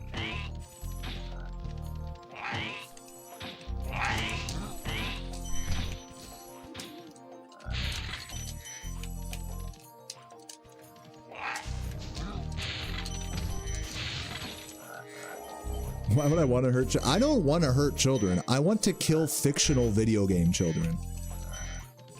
Which is not the same thing.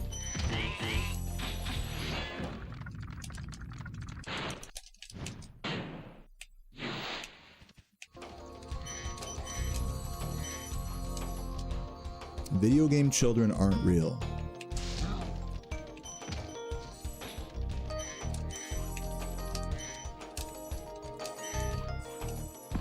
So, okay, to anyone who wants to take the moral high ground, like it's bad to want to kill children in a video game. So, okay, so it's okay to kill adults then in a video game. That's okay. Where do you draw the line? Oh, so murder is okay as long as it's like a certain age? Like, what the fuck is the logic? It's all fiction, dude. It's literally all fiction. So if you're gonna take the stance that murdering children in a video game isn't okay, but that murdering adults in a video game is okay because they're evil or whatever, that makes no fucking sense to me. Because murder is bad no matter what way you slice it in real life. So if you're gonna be able to kill people in a video game, you should be able to kill children as well. I don't think that's like a crazy jump in logic.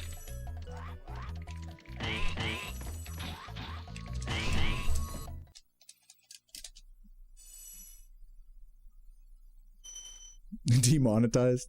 If I get banned from Twitch for saying this, that's insane.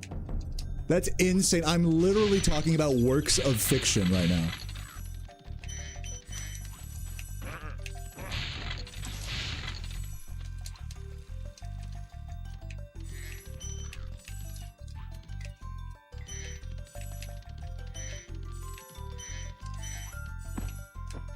If I get banned from Twitch for saying any of this, it's like, oh, Twitch has got to protect the fictional children that don't exist in video games. That's basically what they're saying.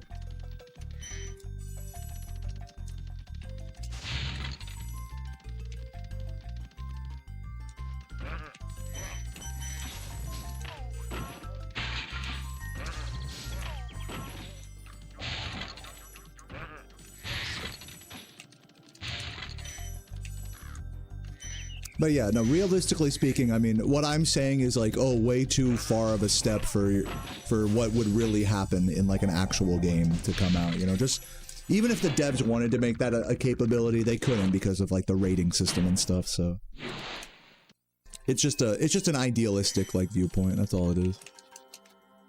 Obviously, I don't expect video games to change in this regard. Especially with people being as sensitive little bitches as they are. No, I'm just kidding. Yeah, that's what we have mods for anyways, right? If you want to push the envelope and do something fucked up in a game, like, you can just download a mod, you know, at the end of the day. So it doesn't really matter.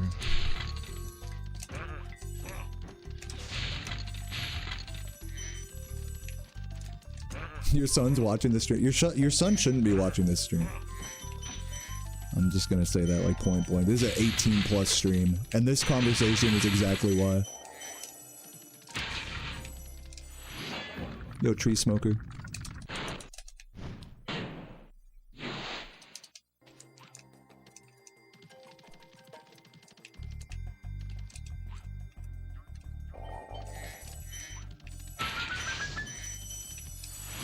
The logic is similar to adults being criminally responsible in a way children are not. But children can be, if we're going to talk like in reality, children can be held criminally responsible. Like, you can be sent to juvenile hall. Sure, you're not held in the exact same way as an adult is. But it's not to say that, you know, if we're going to like make the comparison to reality, it's not to say that all children are like completely absolved of responsibility.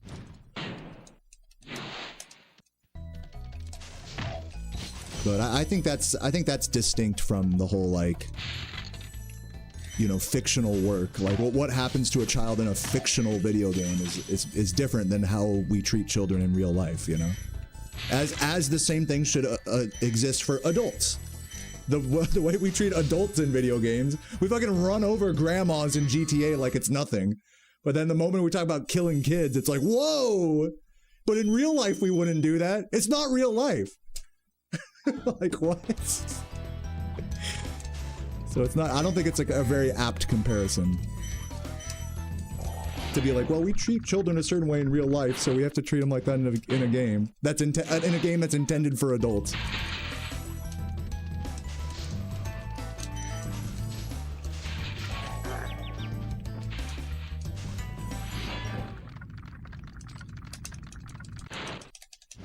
And some people, and honestly, to like the credit to like devil's advocate here, some people really don't like the idea of like innocent murder, even like fictionalized in a video game, like killing innocent pedestrians in Grand Theft Auto. Have you guys ever shown your parents like Grand Theft Auto for the first time and like shown that you can just beat up a pedestrian and they're like floored by that concept, that it's like that's so evil and shit? When like we don't even really think about it, you know, when we're just driving around the city and stuff, just running people over and shit. Like that was like a really big point of contention for GTA games back when we were young. It's just the whole concept of like like dramatized like murder of innocent people is like wrong.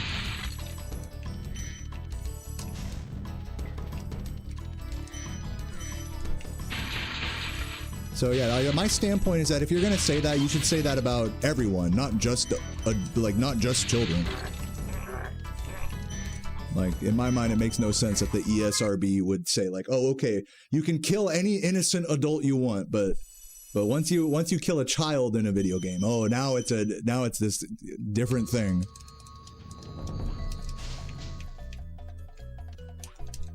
So it's like, if you're gonna have that standpoint, have it for all innocent people, you know? Innocent fictional people in video games.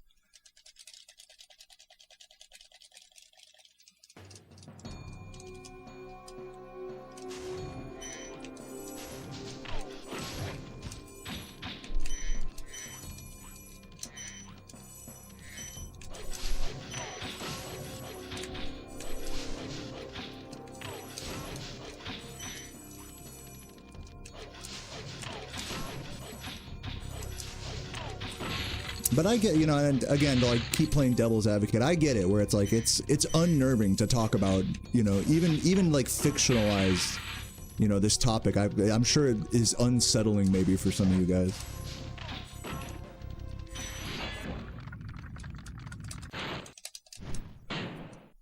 So I mean, I get it.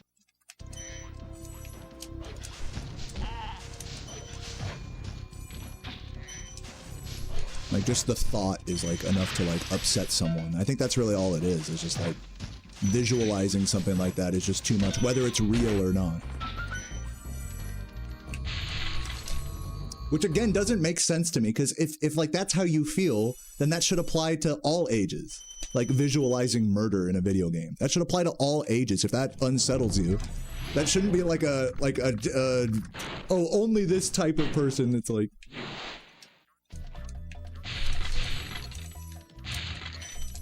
Like, you can kill a grandma, that's fine, but a kid? No, you know?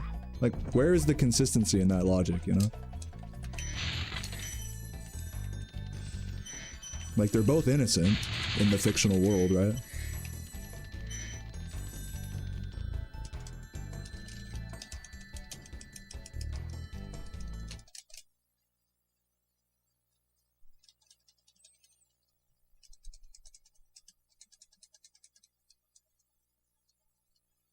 Yeah, I mean, that's like a fun thing about video games too, Lou, is that you have the option to kill something, but if they're nice to you, or kill someone in a game, but if they're nice to you, you know, and you want to be good and you want to play that role, then you can do that. You're not forced to do that. That's where this whole discussion started from. If you're forced to be like a good guy, then what's the point of playing a role in a role-playing game? You should be allowed to be evil in video games. Like, that's not a crazy concept, but then when I discuss the examples of being evil, like killing children, it's like, whoa! Like, bruh. Oh, sorry, too evil for you? Like, it's a video game, dude.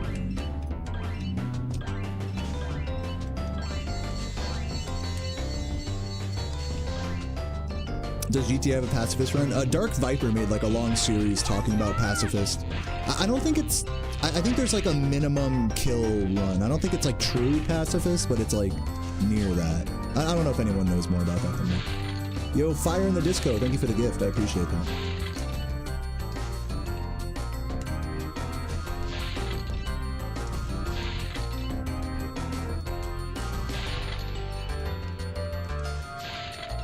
Obviously, the GTA games are not designed for you to be able to beat them pacifist. That's what I'm saying, is they should be designed from both perspectives. You should get a unique ending for killing everyone, and you should get a unique ending for killing nobody. You know, I'm like support both sides of the equation there. I support like a freedom of choice in especially in open world role playing games, or just open world games in general. Like to say, oh, you can only be good, or you can only be evil, or you're only allowed to be this evil, but not that kind of evil, not that evil. It's like, what the fuck? It totally takes, for me as a player, it takes me 100% out of the experience.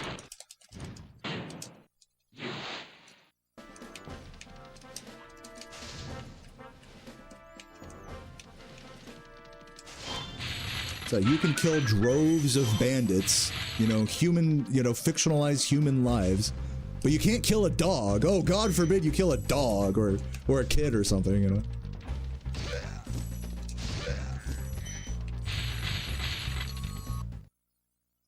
Stupid. Just video game logic is stupid. That's like my whole point of this conversation. It's all stupid. It's all arbitrary. Not stupid. It's just arbitrary. Just like how speedrunning is arbitrary. Like the way we agree to fucking play through this game. Oh, I'm allowed to go as fast as I can and use proxies and stuff, but I'm not allowed to use cheat codes. That's arbitrary. It's for good reason, but it's arbitrary at the end of the day, I think it's the same way when it comes to like the limits of morality in open world games. Just arbitrary.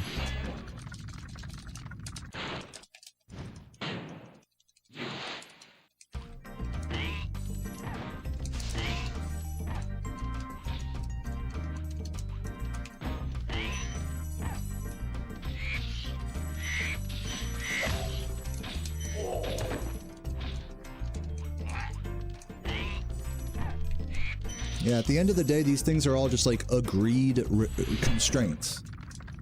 And I'm definitely like this, in an idealist kind of way, I'm like, I believe if you're going to make an open world game, there should be the least amount of restraints as possible. There should be 0 invisible walls, You should be able to enter every building. You should be able to kill any NPC, Those to me are like obvious, but they're a step too far for many. Unfortunately, in my mind. Or just unrealistic, in another sense. Unrealistic to implement such things. Like, I hope in GTA 6 you could play it like, you guys know the game like Red Faction Guerrilla? I hope in GTA 6 you can like just level any building. Like just hit it with a hammer enough times and it'll just fall over. To me, we have not reached like peak open world games until you can do that to any like structure in the game.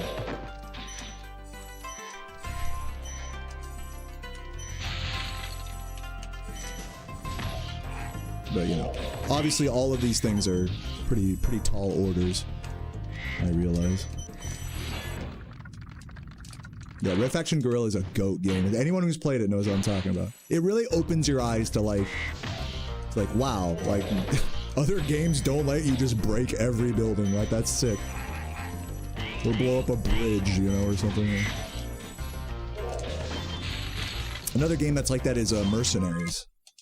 Talk about a game that was ahead of its time, Mercenaries. Classic. Yeah, well, again, like, very idealist discussion here,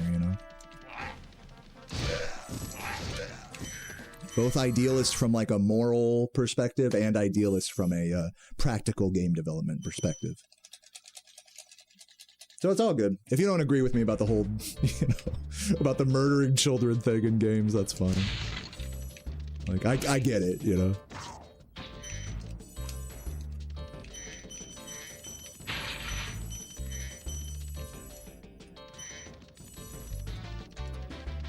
And also, I'll say this, sorry if I've, like, upset anyone with this conversation.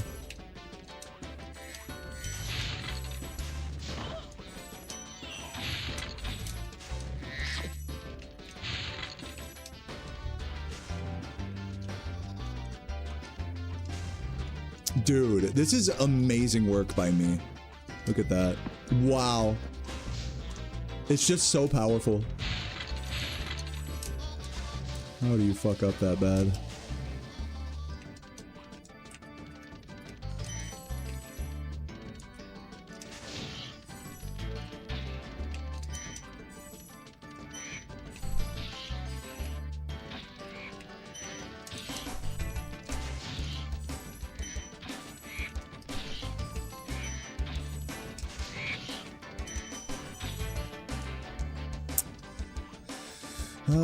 I'm resetting. This runs ass.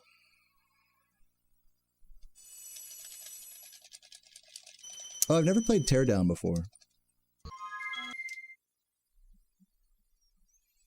Yeah, the one-to-one Earth game where everything is explorable, everything is possible, everything is destructible.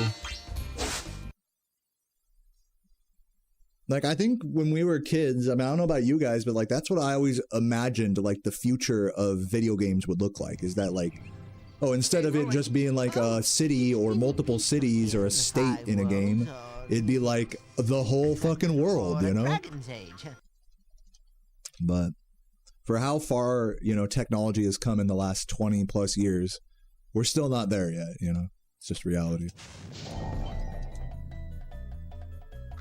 Or if we are there, it's not in, like, an idealist way. There is a game where you can actually, like, fly around, like, Google Maps. Like, there's, like, a flight simulator game where you can actually, like, fly around the actual Earth.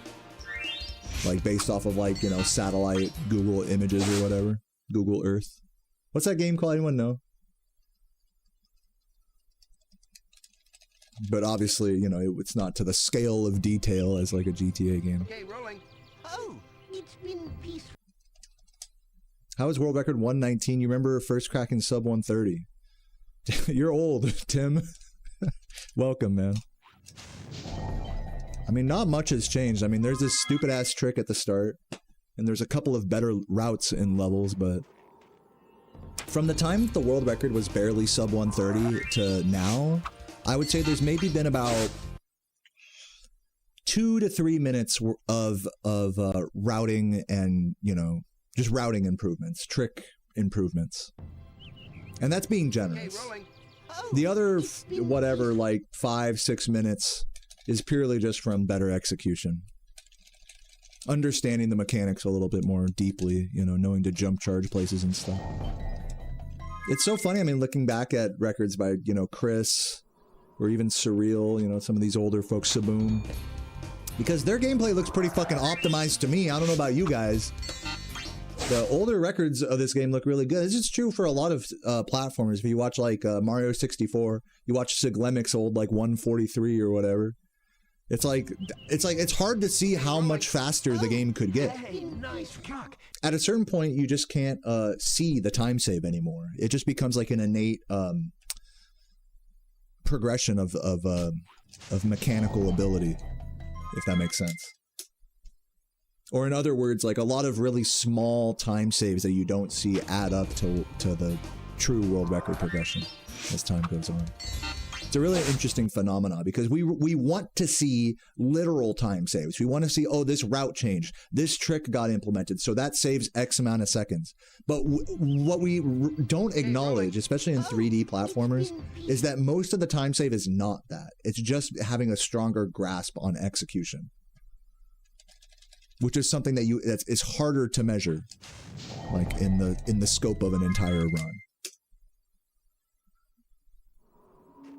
You can see like maybe 0.1, 0.2, you know, on average better segment times, and compare them like that. But it's harder for our brains to see that in a big picture way. So just a whole interesting phenomenon, I think, you know.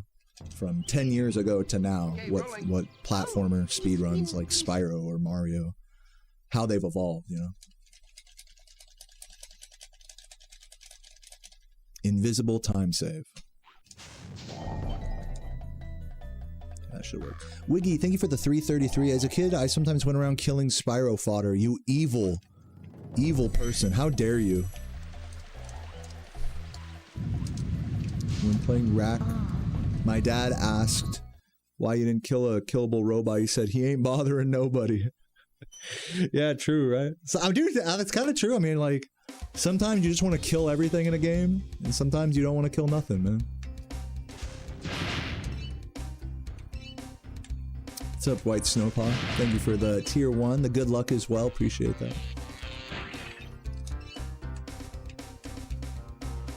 It's funny how it's like you want to give the actual hostile, like aggressive enemies more of a pass. It's almost like what's the word when you're it's like being contrarian to a game, you know? You guys ever like feel that? It's like it's like I just want to run past all these enemies, but then when you're faced with like an innocent NPC, it's like, oh yeah, how can we kill that?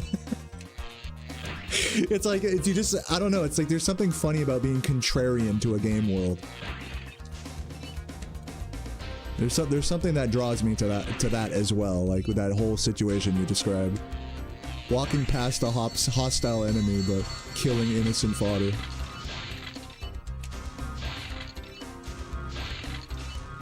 I think it speaks a lot to like the voice that a player has in a game, you know? It's like you want to like express yourself however you so see fit in a moment, you know? And one like good way of doing that is being contrarian to the things you're supposed to collect or destroy or kill or not kill. That's like a genuine form of like player expression, you know?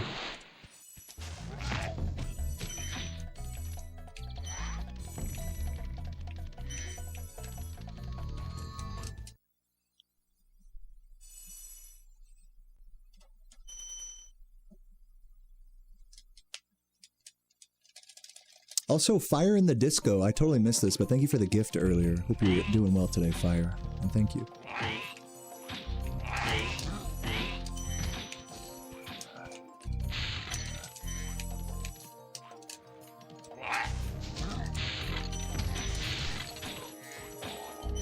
Jump, dude.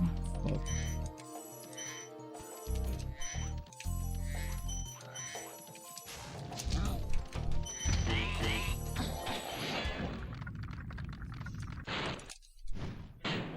Trying to kill that dude, literally, Tulu, literally. Good times. Oh my god, bro, come on.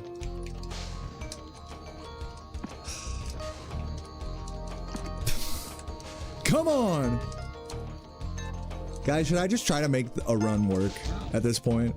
I'm kind of running out of steam here with the resets. I can keep resetting. But oh my god, I ran right through it, dude. Look how close you have to be to touch those fucking keys, man. That's crazy.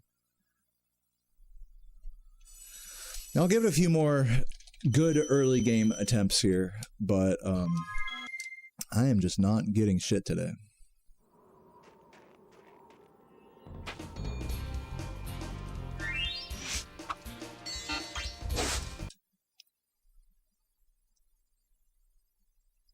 Time to get Sea Shanty running. If you're asking if I'm going to play RuneScape after this, the answer is no. I've been playing, after my Spyro grinds, I've been doing casual Sonic Adventure 2, trying to get 180 emblems.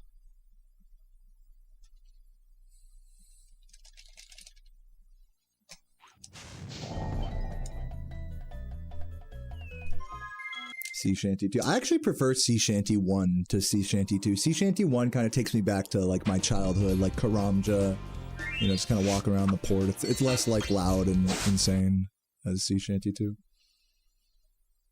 More chill pirate, you know, kicking back on the island, sipping his rum type of deal. Okay, rolling. Oh, it's been peaceful. I'm a Sea Shanty hipster.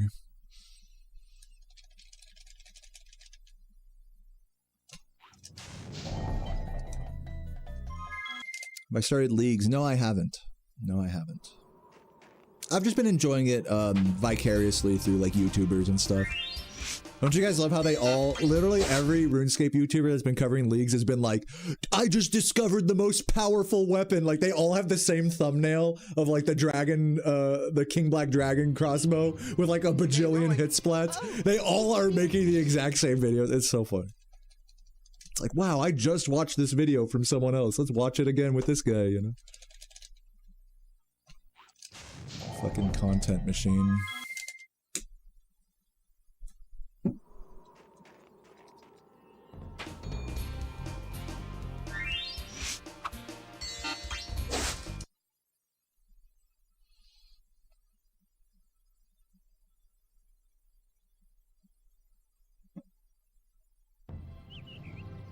Okay, rolling.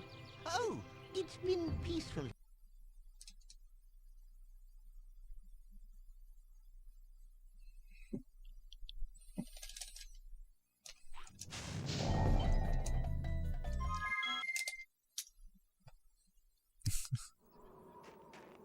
You'll never believe what I discovered. New glitch discovered.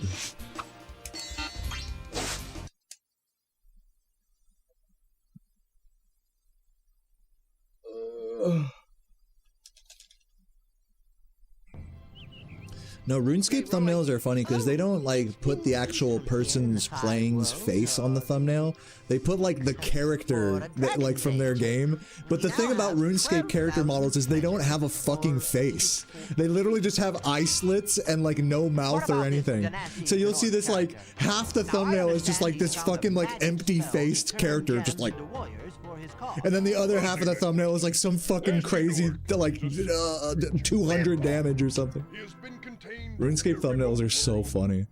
No threat to the Dragon Kingdom. No threat!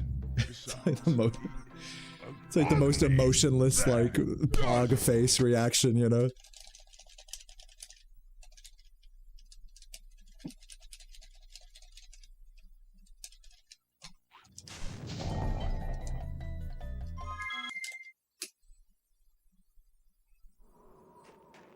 And same thing for the videos themselves. If you watch like actual like RuneScape video makers, they'll constantly put their character model like on screen, you know, over the voiceover as if it's the character talking, but it's just the character just doing the idle like. Okay, rolling. Oh, like what the fuck is this? Like, it's just so fucking funny, like. It's like, well, that makes it easy. We don't have to lip sync them or anything, you know?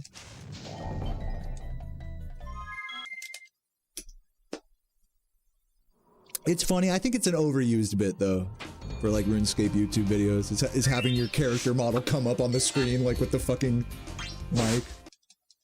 It's overused. I'd rather just look at the game, you know, like, and while you're describing it, instead of the character model, like, coming up and distracting. Now, if you're a human, you know, in front of a green screen, then yeah, okay, you can put your personality there and show up in front of the game. Like, that's, to me, that's fine. But, like, the character model, it's like, what the fuck, dude? I'm just staring at an idle animation of a guy while you're explaining something, you know? And, like, every RuneScape YouTuber does it. Yeah, it's like their YouTube persona. You know what? In defense of them, it's like, there's a lot of like channels where they'll just have like their YouTube persona or whatever. It's like a drawing of like a furry or something, and they'll have like 3 different reaction faces, and then they'll just swap between them as they're talking. It's like, oh, hey, you know, that's just how it is on you. Who am I to judge? Who am I to judge? It's like, to me, it's like at that point, just show your face on camera. Like, would it not be easier to just show your face and show all of the real emotions from your voiceover? No. That's just me, though. That's just me. I'm not judging anyone else for how they like to do it. I mean, that's just the beautiful thing about YouTube. You can do it however you want, you know? Even if someone else wouldn't do it the same way. So it's all good. I'm not hating.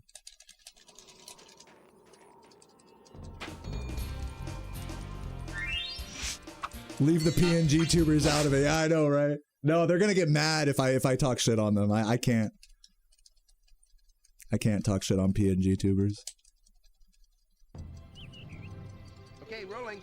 Oh, it's been. I can't. I'd be alienating like half my audience if I did.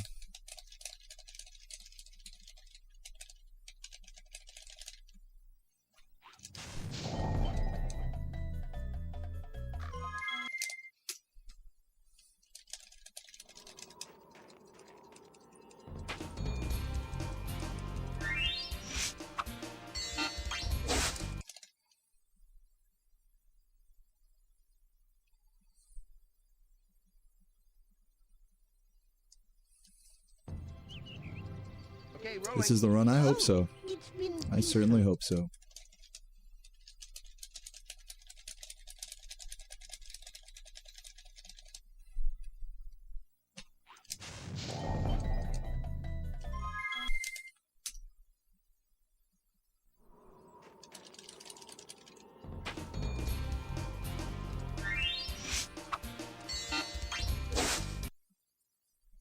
Got laid off after 12 years. Holy shit. How are you feeling? What happened, if you don't mind, you know, indulging us with the story? Or if you want to give us the TLDR or whatever. Oh, it's been peaceful. Hope you're holding up okay, Handgun. We're rooting for you, man.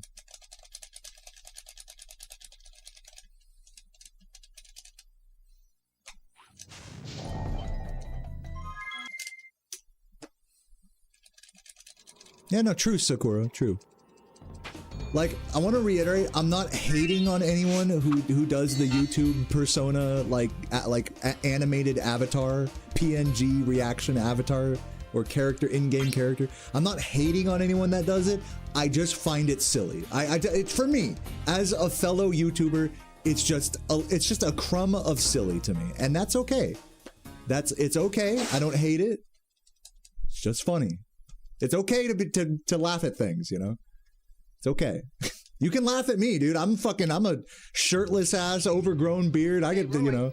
Oh, it's been peaceful. I can take it, I can dish it, you know. And I think the same way goes with the PNG tubers. There's no need to get your panties in a knot, in a twist. I think it's all good.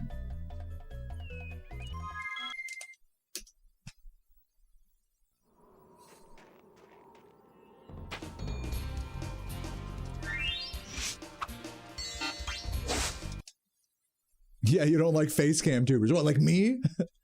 Yeah, I'm sure they could say the same thing about me. It's like at least my character model doesn't look like shit to look at. At least my shit doesn't look like fucking atrocious on camera. You know, it goes the same way both ways.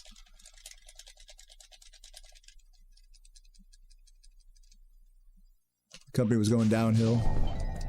Yeah, man. Well, always good to get off a sinking ship, I suppose. Here's hoping for a positive future in the career department for you, man.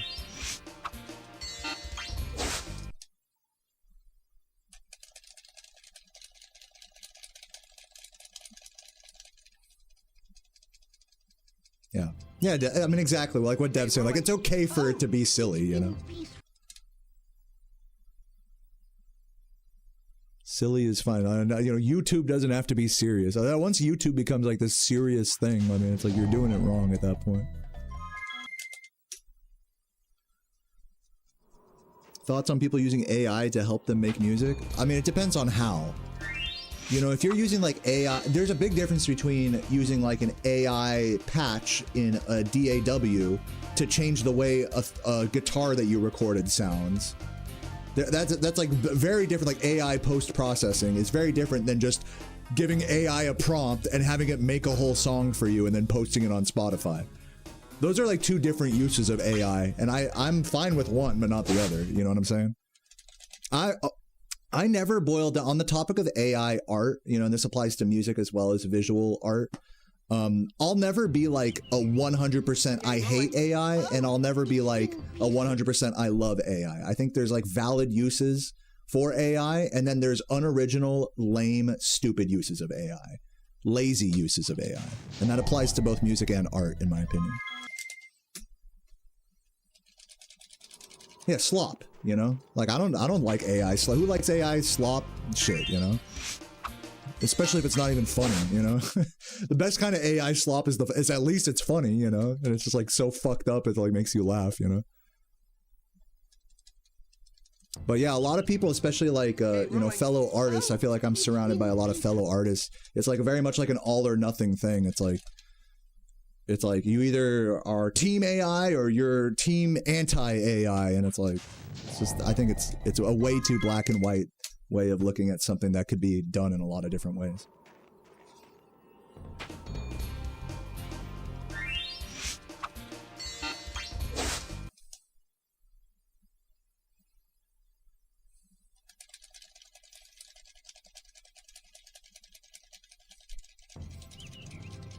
Here's a great, you know, when I did my Spyro 3.5 playthrough, it was funny because I just recently got a comment about this on that playthrough. When I did my Spyro 3.5 playthrough, I like took an in-game screenshot, but to make it like a YouTube thumbnail, I, you know, the game is 4:3, but YouTube thumbnails are 16:9. So I like outpainted, I did AI outpainting for like the ends of the screen. Like it was still a in-game screenshot that I took, but it just like added a little bit to the sides of the screen. And I remember asking my stream being like, is that like too much? Is that like a step too far in terms of AI usage? Is that me like being a part of the problem, so to speak? And it was pretty, I noticed it was kind of split. It was kind of like some people were really like genuinely upset about that. And other people were like, oh no, that's like a valid like use of the tool, you know? So I think everyone kind of falls on like a different, especially on like a case by case scenario. Everyone falls on like a different,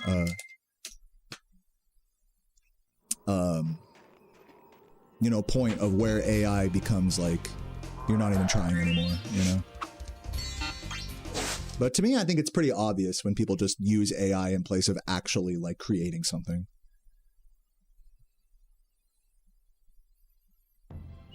Versus using it as a tool to help like what you were already originally making. Yeah, it's hard to talk. I agree, Didgeridoo. Like, I think it's like people get really emotionally charged about it.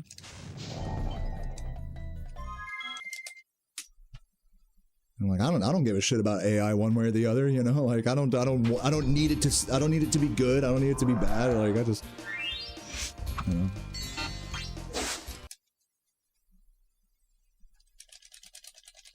You're in college and it's a plague. Yeah, for like writing papers and stuff. Yeah, I could see that. I'm glad I didn't go into teaching. Oh, it's been peaceful. Yeah, it's like, would it have been more socially acceptable for me to just stretch the 4:3 image? Like to my artist community, you know? Rather than AI outpainting it? Like, is it really that big of a fucking difference? For some people, the answer to that is yes, and for others, the answer is no, you know? For me personally, I think the answer was no.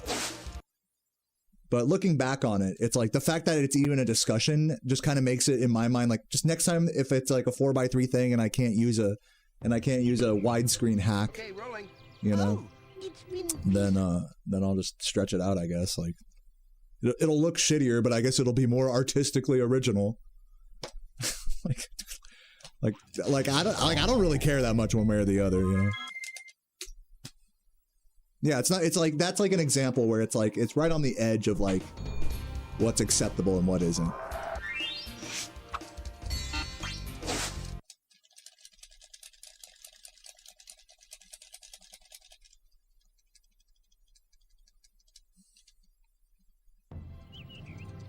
Okay, rolling. Oh, it's been peaceful.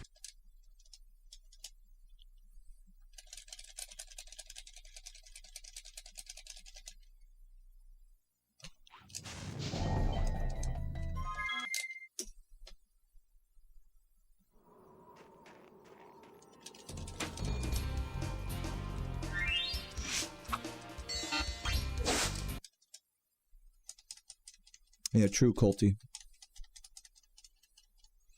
I mean, we've talked about AI in video games since we were kids, you know? In fact, AI in video games used to be a lot better than it is in a lot of modern games.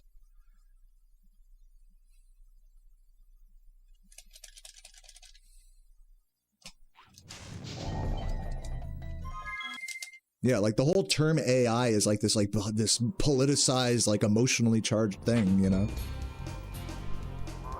Which I think is like, I think that's a bummer. If you hear the word AI and that like upsets you or something, it's like, I personally think you need to take a step back and like really think about that. Like, it's okay to be upset about where the AI industry has gone in the last few years and the environmental impact and the, you know, the lack of, you know, the taking away of artistry and things like that. It's okay to be upset with that, but just to like hear the word and be like, no, that's awful. Everything's awful, you know, to be so black and again, to be so absolutist about things, I think is not the way. Just my opinion.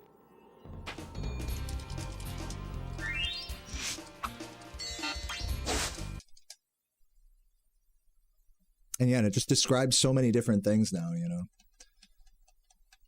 It describes so many different, the word AI, or the term AI, describes so many different things, and so many of those things are bad, and so many of those things are good, you know, or at least at the best can be used, like, positively. So, I don't know. It's a catch-all, it's politically charged, people get really upset about it, and it's just, I think that whole situation's a shame, really. Because I'm not, you know, I don't want the fucking chat GPT overlords to take over either. I think chat GPT is like dumb as hell most of the time. But I'd be lying if I said it didn't help my girlfriend, like with her job, you know, like running, you know, PR statements through AI and like changing stuff around, you know. So yeah, I really believe there's a good use of like of AI, and there's a bad one. There's bad ones. I'll never be an absolutist on this subject.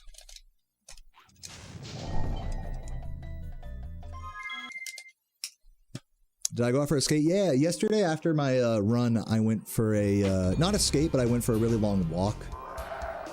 Got some groceries, stopped at the bar, had a beer, met some nice people there.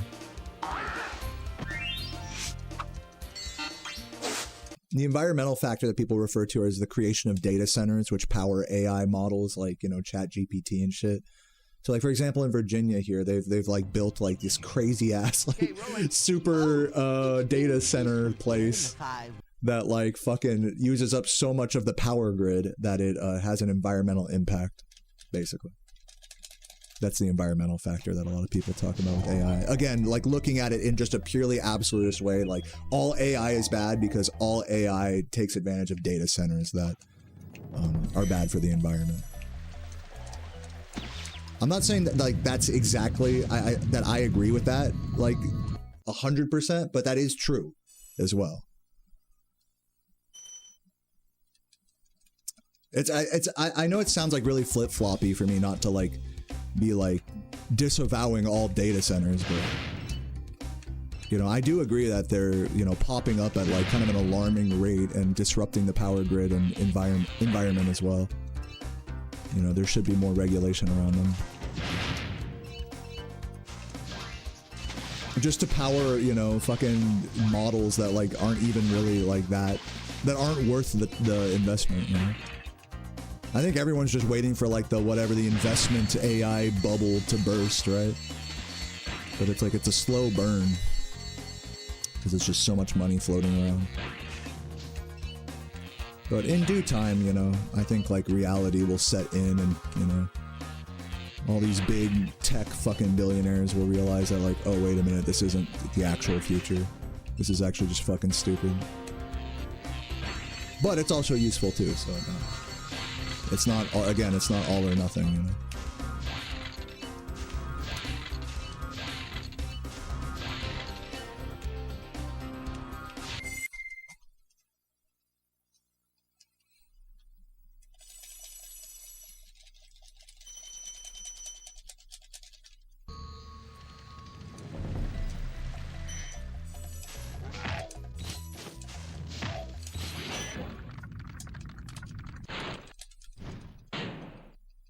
It's Jesus for tech nerds.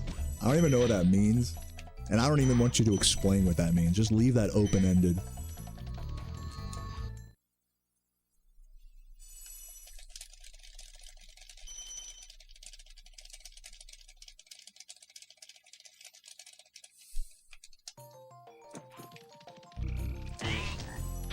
Yeah, I'll say this. I don't think AI is the death of art. I think a lot of artists out there are like, they hate AI because it's just so easy to like train shit off of stuff that they've toiled, you know, very hard for.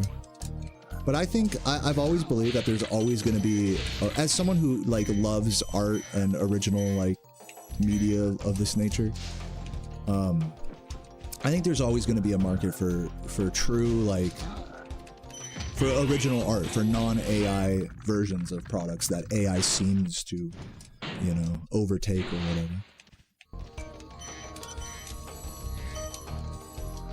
Like, I don't think art is dead because of AI. I've seen that, like, argument a lot.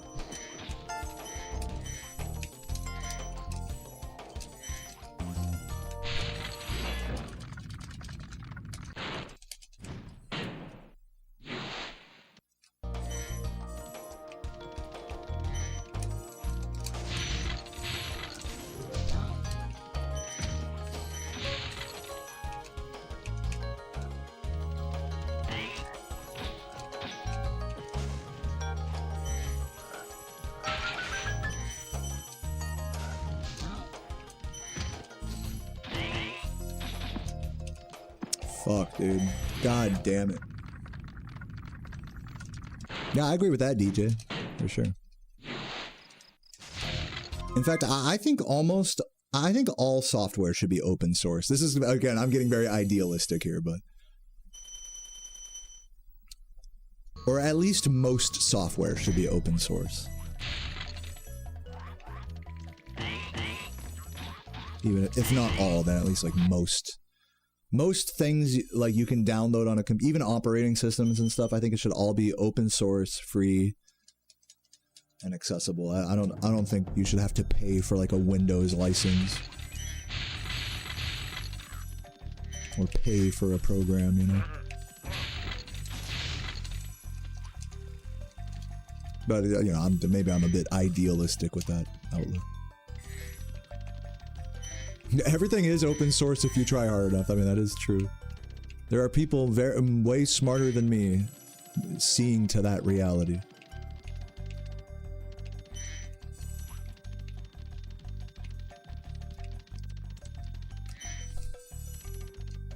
What's up, Tree Tune? Thanks for the good luck.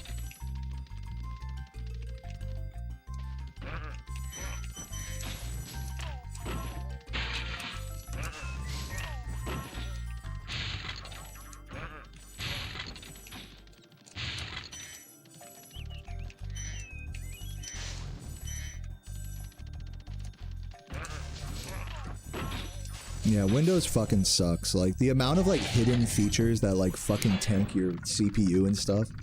So annoying. The telemetry, having to turn certain things off or go into the command line. The fact that, like, this blows my mind. Like, the fact that I get more tips for optimizing Windows from Instagram Reels with Peter Griffin talking to, Brian with Minecraft gameplay in the background. The fact that I get more, like, tips for optimizing my operating system than I do from, like, the actual operating system itself. That should tell you a lot.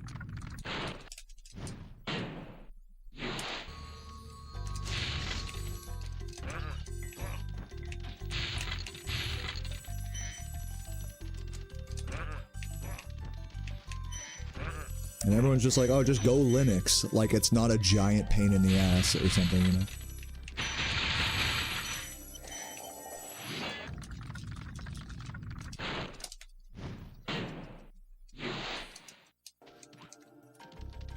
But no, I would definitely hop over to Linux if and when it became as easy of a user interface as Windows.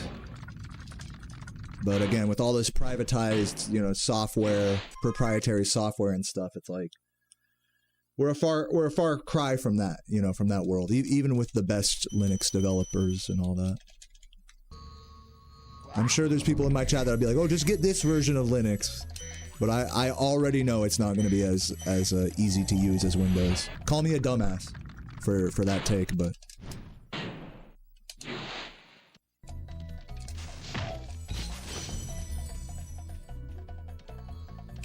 I'm a dumbass. Nah, I am a dumbass.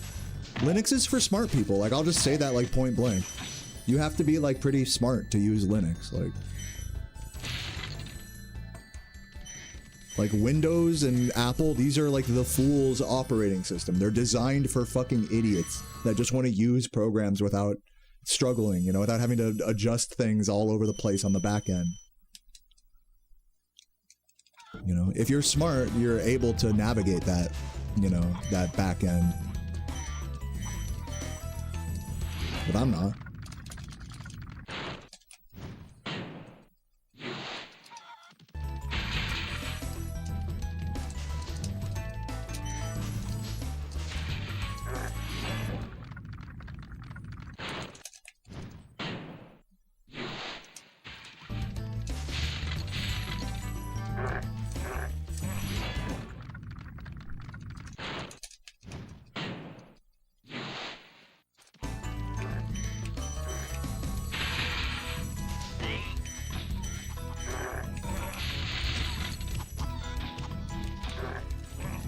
I don't think we're gonna see like a mass exodus from Windows or Apple until Linux can provide like a value to the average computer like consumer that Windows or Apple can't. You know, right now it's like the UI, the user interface, the accessibility, the compatibility with all of everyone's favorite programs. These are the things I think that keep Windows and Apple afloat. See that recovery right there? So until Linux provides that and more than Windows or Apple, then it's never gonna fully it's never gonna overtake, unfortunately. Even if it does become easier to use, it needs to become like more easy to use than the fucking OSs that are already paying off companies to make their shit like, you know, not universally compatible or whatever. It's just fucked up. Fucked up privatized world of software that makes like this idealized open source world like just completely impossible.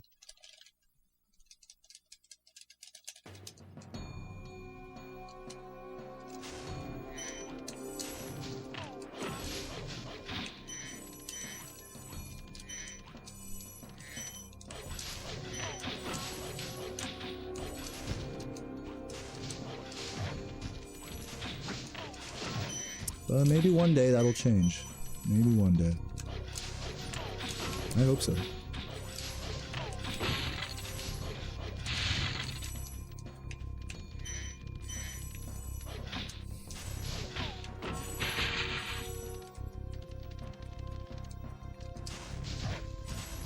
How do I feel about frame generation? Can you give me like an example of frame generation? Like in this game, like there is I'm not sure if this is what you're referring to, but like in this game, for example, there's like a new DuckStation beta feature on the DuckStation emulator that like makes a save state for like every possible input that you could do on a given frame, and then it anticipates what the next fucking input you're gonna do is. So it's like, it's not necessarily like frame generation, but it's like input optimization through like predictive reasoning or whatever. I forgot what it's called. I forgot the name of it, but someone asked in the Spyro Discord if that setting was allowed to help improve input latency, kind of what your question was. And I was kind of like, yeah, that should be allowed, so long as it doesn't give you like, so long as it doesn't allow you to do something that you couldn't do without it. But currently it's it's in its early stages, so it's not really a thing yet. Man, this run is pretty bad, but I'm just going to continue.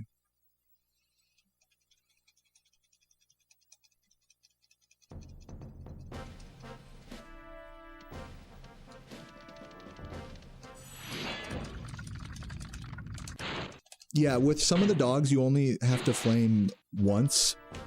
Normally with all the dogs, you're supposed to flame twice.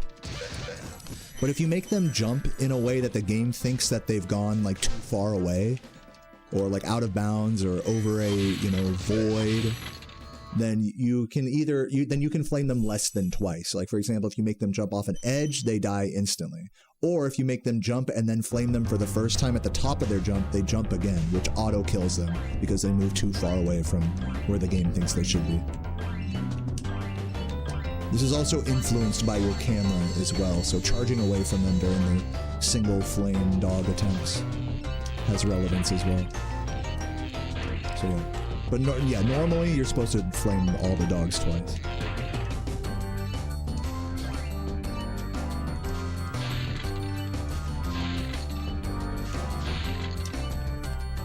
Fake frames on TVs. I'm not like sold on that at all. You're talking about like AI frame generation bullshit. It seems like the more they try to put that into graphics cards, it seems like the less like gamers are buying it. You know what I'm saying? Like graphics cards are kind of like a dying thing in the sense that like the technology is not improving. Like, sure, at the very, very top end, you know, of like a very graphics intensive game like Cyberpunk, sure, the newest graphics card will have like a 5% better frames or whatever. But like for general gaming applications, it's like you could use pretty old, like a 1080, 2080, 30, whatever. Like, you know, you don't need the newest graphics card with AI generation to like have a good gaming experience. I mean, look at me. I'm a fucking literal full-time gamer, and I don't even need like half of what any of those graphics cards offer, because the game I'm playing literally runs through a capture card. It doesn't even really take advantage of the GPU really in any significant way. Like if I wanted to really like maximize my GPU usage, then I would do GPU acceleration on OBS, which again makes almost no difference to the quality of my. It makes literally no difference to the quality of my stream. Just the amount of resources my computer is using. So yeah, I think graphics cards in general are at like kind of they've hit a bit of a ceiling in terms of their like consumer relevance. Oh god. Which is good for us because, I mean, we can buy, like, old-ass GPUs and be good for, like, 99% of activities, so long as you're not, like, you know, making, like, fucking 1,000 polygon models in Blender or 3D, you know, whatever. So, yeah, and I think that the whole AI frame generation, NVIDIA, whatever, DLSS, whatever bullshit, you know, I think it's all just, like, them trying to manufacture excitement where there really is no benefit for the consumer. At least like a noticeable one.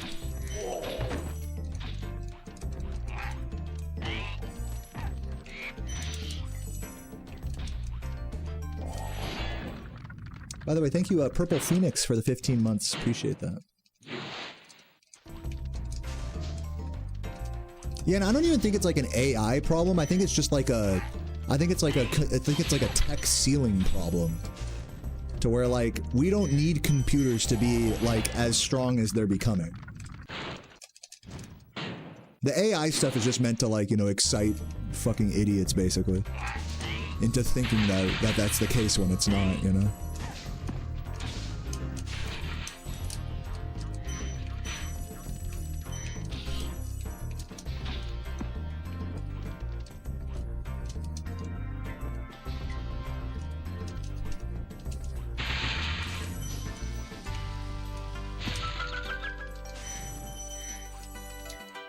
$2060 to $9070, 700, it's night and day. Yeah, I believe that. I'm not saying upgrading a graphics card doesn't create noticeable difference. I'm saying like the what is it? The landscape of graphics card improvements at the high end is like irrelevant to the general consumer. I'm saying for your average gamer, at least just from where I'm sitting, you know, like I don't play like the most graphically demanding games. Like I personally don't need, and so this is probably my bias as well speaking, is I don't need like a fancy graphics card. And I'm like literally a full-time gamer on Twitch that multi-streams and stuff. So I mean that should tell you something. Yes, I play old games through a capture card. That, you know, is part of the reason. But even when I play games on my computer, it's like, is it really that much worse if I'm running at like low settings versus like the maximum settings? Is that really worth like a $1,000 difference in my graphics card? So it's becoming more and more niche use case to have a fancy graphics card. That's like what I'm saying. Not that they're not better. They are better than a shittier one, and they can be noticeable depending on what they're doing. But just generally speaking, I'm just speaking about the general gamer. You know, the average gamer.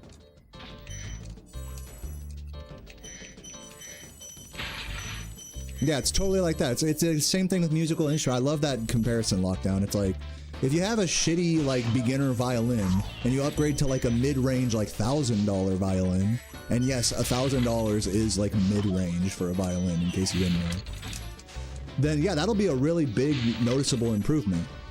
Whereas going from the $1,000 violin to like the $10,000 violin is going to be less of a jump. So that's what I'm saying when I say we're hitting like a tech ceiling with consumer electronics.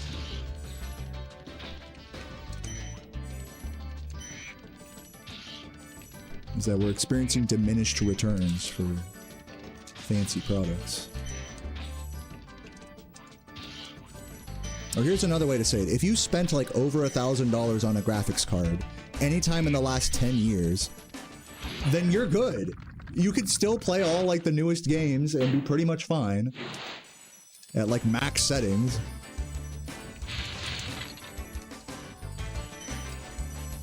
You know, you don't need the newest best thing. Like we're not progressing like at that great of a rate to where it's relevant. And so to get back to the AI frame generation stuff, these are all smoke and mirrors to make consumers think that they're getting more out of overspending on a product when really they were fine with what they had before, so long as it wasn't a piece of total shit, you know?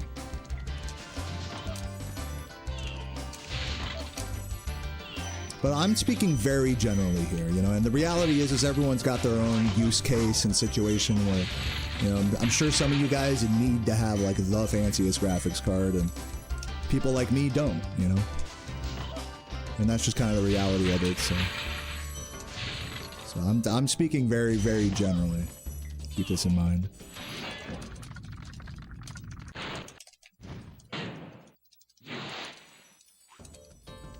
Oh boy.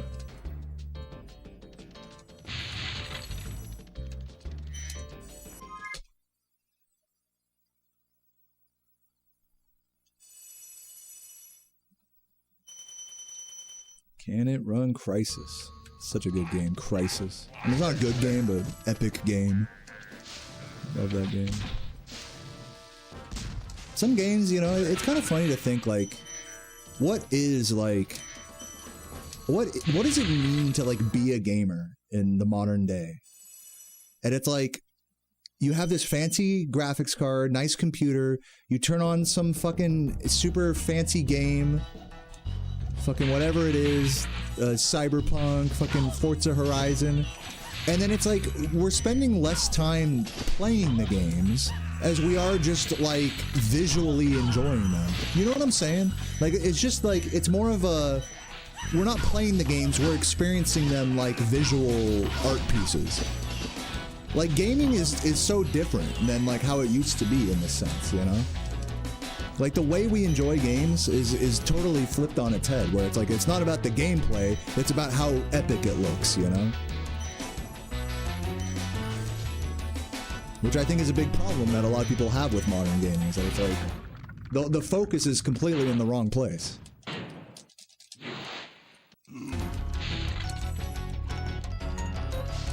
But with that said, I mean, like, I've been there, you know, where I remember playing Forza Horizon on the fucking big 80-inch or whatever, fucking 40, 50-inch Sony TV with the fucking steering wheel and just being stoned out of my mind and being like, this is fucking sick. Like, there's something like really, I don't even know, like primal in our brains about like optimizing frame rates and graphics qualities and stuff.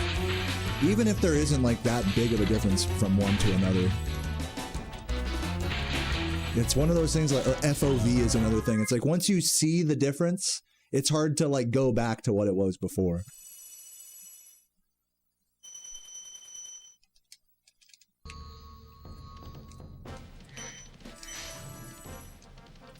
PS1 still looks the best. And yeah, and even with like PS1 games, you know, the way, I'll tell you this, I'm a big snob for like, I have to play on a CRT and I want to use component output, you know, and I gotta have a nice capture set up on my stream. Like I'm a big snob, you know, like I mean, sure, I'll play on whatever you put in front of me, but you just plug a PS1 into a modern TV. I mean, that's, I'm not gonna do runs on that. You know what I'm saying?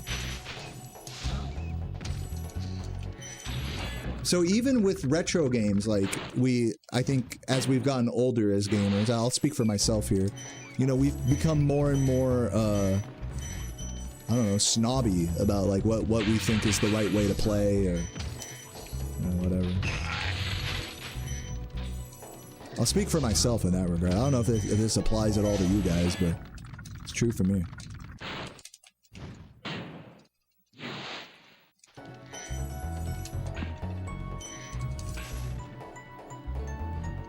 I don't think that red collected. I touched it on the wrong side, so we'll see. I'll look when I get back there.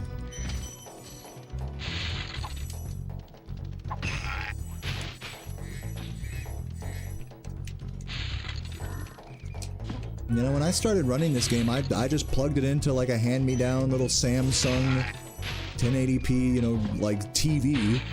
It was all stretched out, input delay and everything, and I was fine with that. So, like, what happened? I got used to something that was like marginally better, and now I can't enjoy it the old way. Like, doesn't that say something more about me than the actual game? I think a lot of modern gaming is like that. It's like we care more about the hardware we're playing on than we do about the actual, like, content of a game. Or at least we care about that more so than we used to when we were younger. Again, maybe just, I'll stop using the word we, but like, I'll just speak for myself in that regard.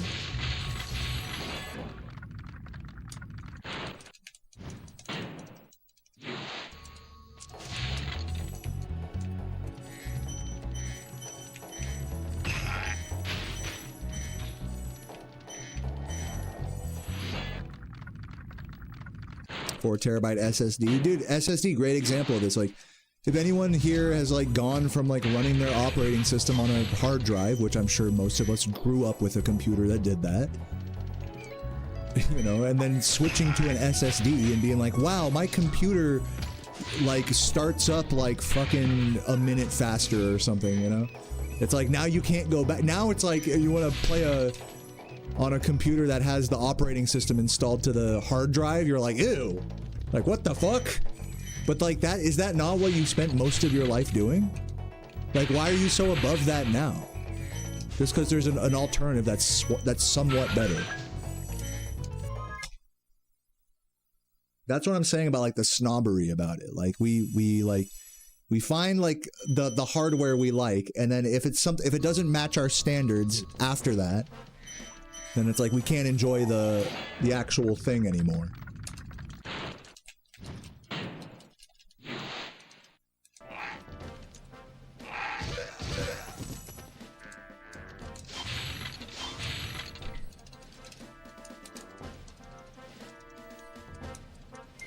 Like life is, I think this is like a really just great example of like growing up. Like when you're young, you just don't know that things can be like more refined like that.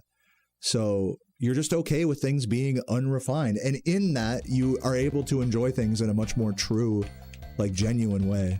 Instead of worrying about like, you know, actually, is there some input delay on my Spyro setup? Guys, how does the game capture look? Is the sound all right? How's this mic? And all this bull. Like, who cares? Fucking play the game, dude, you know? Like,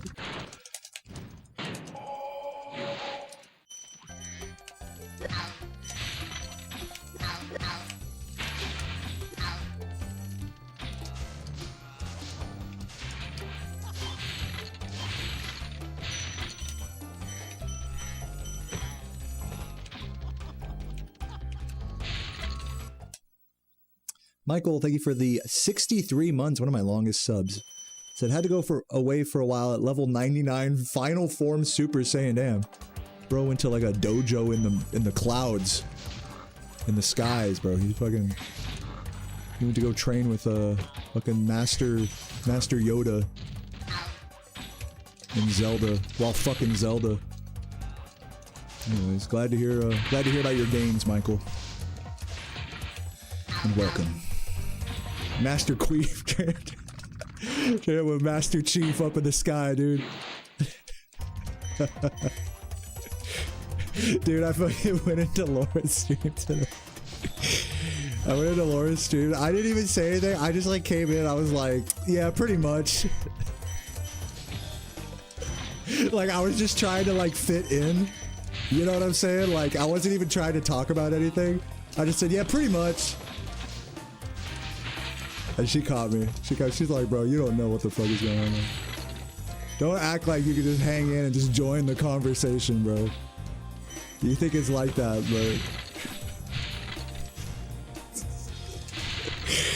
but... I was trying to be slick. I was like, there's no way she'll know that I wasn't here already.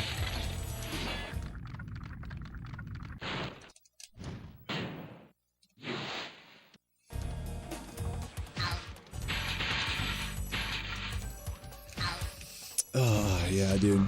Guys, does this run bad? I'm pretty sure this runs bad. I haven't looked at the splits like all of Peacekeepers. Blowhard sucks. I'm gonna take a wild guess. You did that level well today. You actually did not even make it to that level today. You just hate Blowhard. Just for no reason. That's my wild guess. Master Queef.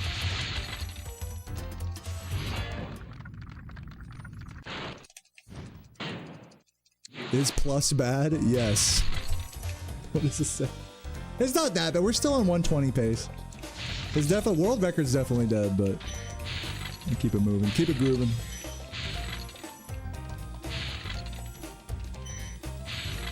Blowhard's gonna save it.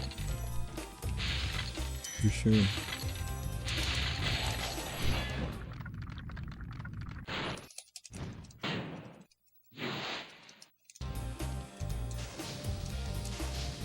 But yeah, what do you guys think? You guys think you guys are snobs about gaming now?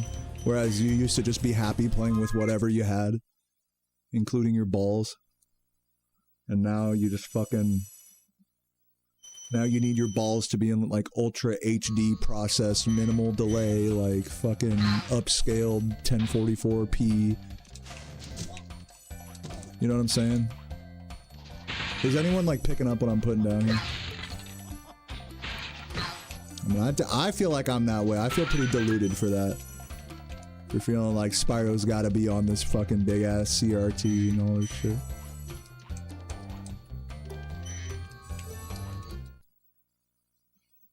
Ooh, 100% Spider-Man. I didn't know they had Spider-Man 2 on GameCube. I played that on Xbox Original though. That was one of my favorites as a youngin'. One of the best open world games of the time. I lost my balloon. Oh fuck.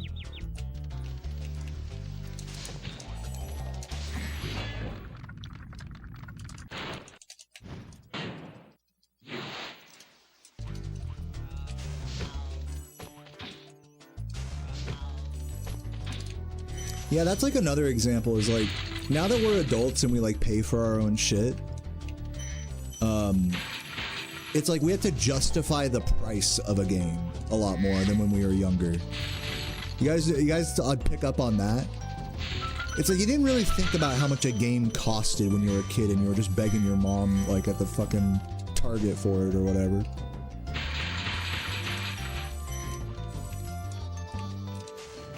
Like if a game was 60 bucks, like there was no question that it was worth it, you know?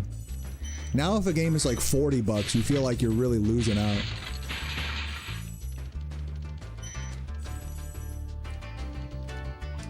You feel like you need the game to be good. Like you go into it already with like unrealistic expectations. Like this better be fucking game of the year. I spent 10 bucks on this on Steam, you know? Then meanwhile, we'll pay like 40 bucks on the DoorDash app like it's nothing. Like the whole like landscape of like value is just completely fucked when you're an adult. Yeah, I'll spend 100 bucks on a nice date with my girlfriend, but fucking like $60 to $80 on a game that I can play over and over, that's too much, you know?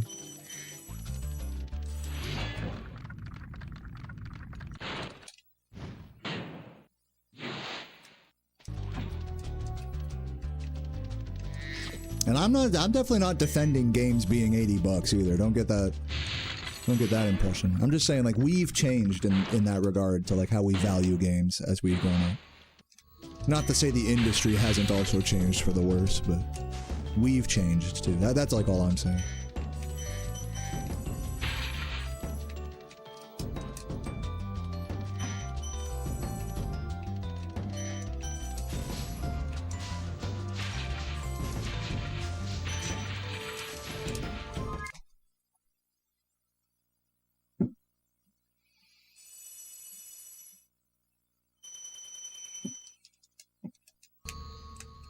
Yeah, you go to the fucking weed shop and spend like, yeah, all this money on fucking weed and edibles. Consumables. Isn't that funny, like how our brains think, you know? It's like, but I really like food, you know? So let's spend all the money on food. Like that's justified because I need food to survive. But video games, like, technically don't need, yeah, I guess it's like something like you don't technically need it to survive. But still the actual value, here's the problem, is you can't know how much you're gonna play a game. You know? Like when we bought Sarah's Switch at Walmart, that shit was like $500 after it was all said and done, just under that. And I was like, holy fuck, like babe, like yeah, you have a Switch 1, like is that not enough? Like you can get the new games on that, can't you? Or some of them. And she's like, no babe, we need the Switch 2. I'm like, all right, no biggie, you know, we'll buy it. You know, we kind of went halfsies on it. I was like, damn, you know, but I was thinking in my head, like, I really hope she uses this, you know? And lo and behold, she has, you know, that $500 was well worth it. Because she plays that shit like every fucking day.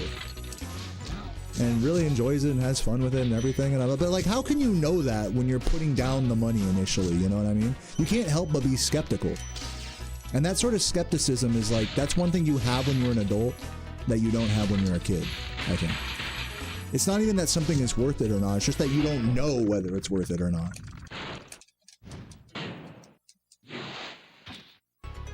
Yeah, of course I trust you and I love you, you know. But, you know, just, I'm saying because, like, you know, if I was a kid, I'd be like, yeah, Switch 2, let's just get it, you know. And I try to match that energy as much as possible. But truth is you don't see material things the same way you do when you were a kid. It's like with video games being a big example of them. But yeah, of course, I trust Sarah, you know. I mean, that's why we got it. If I didn't trust her, I wouldn't have got it, right? But, you know, looking back on it now, it's like, yeah, that was totally worth it. Totally worthwhile purchase. Like, in the moment, it was like, damn, this is a lot of money. I hope we use it, you know? It's funny how that is. It's sad, I think, when people buy something really frivolous, you know, or something really extravagant, and then they don't use it, you know what I mean? And they think they're gonna use it, you know? I remember seeing this a lot when I worked at Guitar Center. It's like dudes would come in and buy the thousands of dollars worth of musical instruments, drums, guitars, like amps, rigs, audio equipment. And then I'd see them again, like, you know, in a week, in a month, and they're like, yeah, you know, I just really wasn't, you know, feeling the guitar. It's like you bought a $2,000 Gibson, you know, and you just weren't feeling it. Like, to me, that's like, that sucks, you know. But of course, at that store, it's different because, like, you could just fucking return it. As long as there's a good return policy. I think that's kind of what enables a lot of, like, materialistic kind of overspending. Is it's like, well, if I don't like it, I can just return it. You know? Which is fine. I'm not saying that's a bad thing. It's just, like, a lot, like, that all is, like, affecting our psyche with a purchase. That, again, when we were kids, we didn't think about any of that.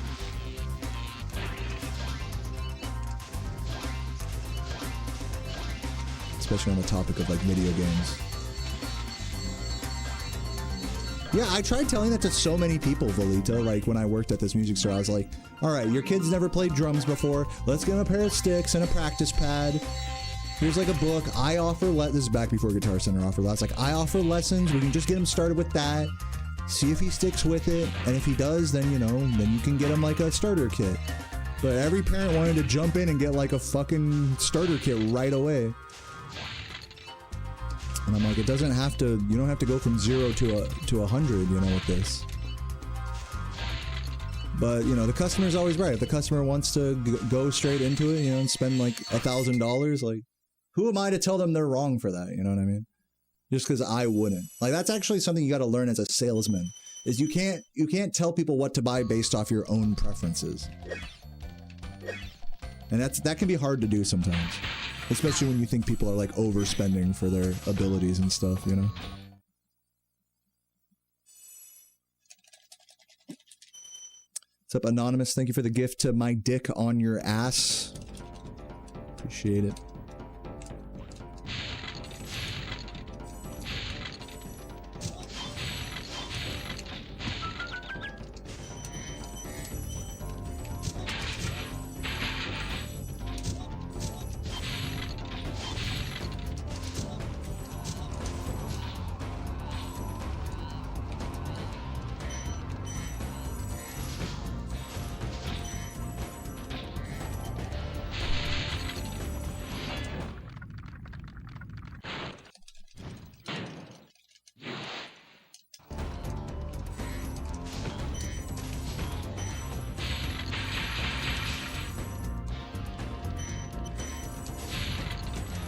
You bought it, you can't, now you want an acoustic one?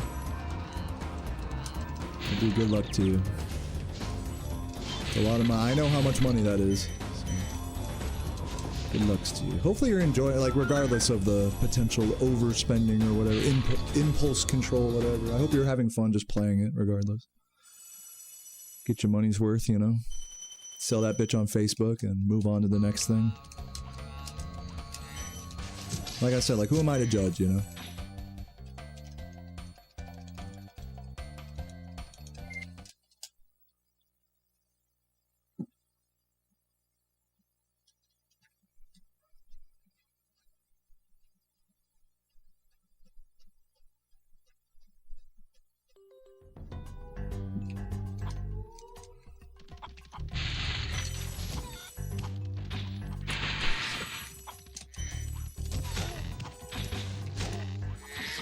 Really nicely played there.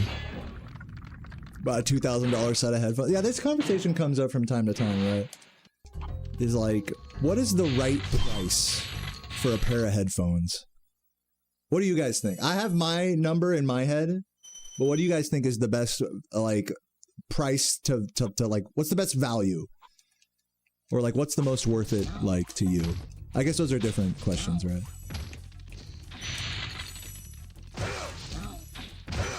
What's the most worth it to you to spend on headphones or in-ears or, you know, whatever? It's like that's like one of the biggest ranges for like a particular item that you can get. You could spend $10 on some shitty earbuds and pretty much be fine. And you could spend $10,000 on like some nice in-ears and be pretty much fine.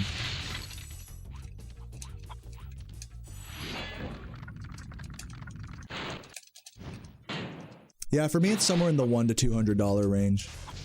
I'm with you on that, Jam.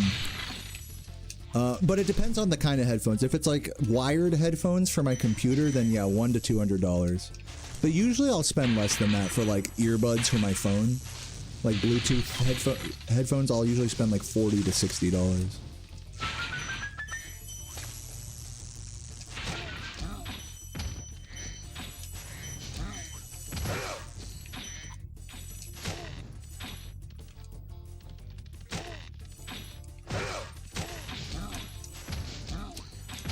Ooh, this is gonna be really close if I can get this.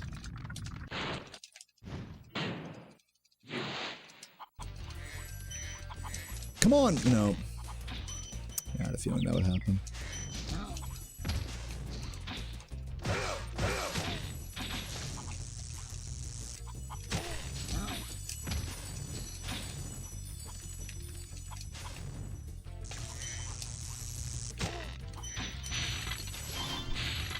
Is anyone here, like, okay, here's my thing with, like, earbuds. For, like, my, Bluetooth earbuds. Does anyone, like, fucking hate the way they're shaped? Like, I don't know if I just have weird ears or what, but it feels like they are all shaped, like, in an awkward way. Or you have to, like, turn them a certain way in your ear for them not to be, like, pushing up against your ear. Because they got that big fucking, like, you know, all the electronics and stuff are, like, right there, like, in your earlobe. Like, it's not like the actual earbud and then the ear, like, they're not separate. They're physically not good. Doesn't that, like, why don't they, like, make more of an effort? You know what I'm saying? Like, that's one of the main things I'm looking for when I'm buying earbuds is, like, this looks like it won't be the most painful thing in my ear after, like, an hour.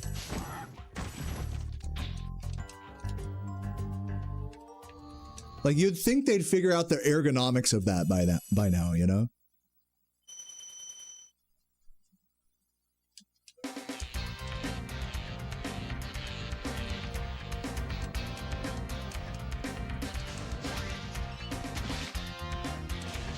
The ergonomics. Right.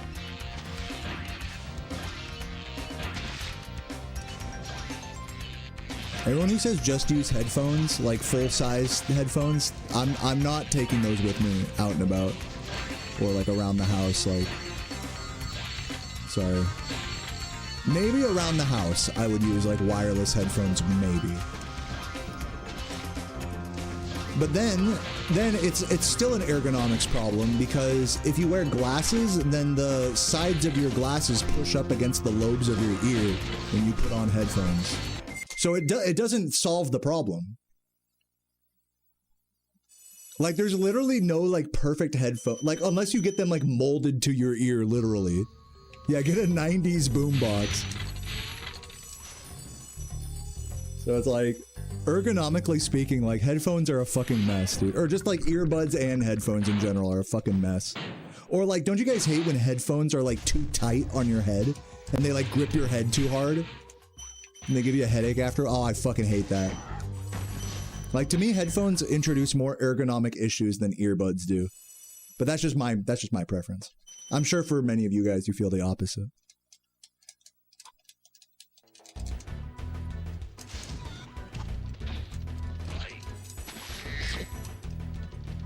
You wear a hat? Oh my god, you're one of those streamers that wears the hat underneath the headphones? That's a classic tell for bald. Are you bald? Like me? That's like that classic bald reaction streamer fit right there. The fucking flat bill on the hat underneath the headphones. That's diabolical. Yeah, Summit 1G type fit.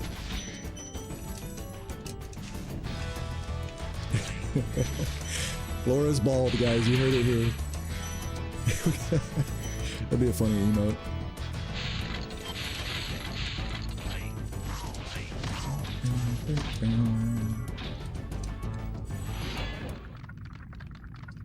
Lesbian top energy? You're right, actually. Or maybe we're saying Summit 1G is a lesbian top, and he's copying Laura's style.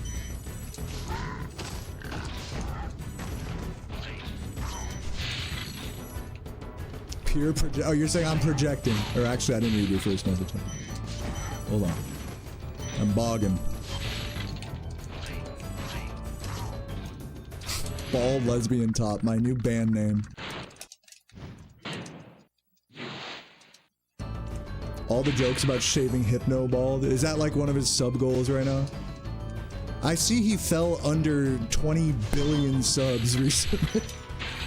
He's got to get those numbers back up, man.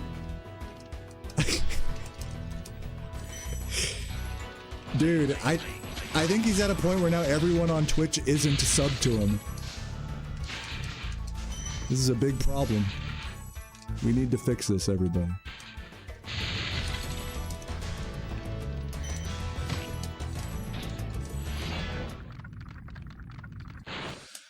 What's my favorite Crash Bandicoot? God. Does CTR count? I'm picking CTR.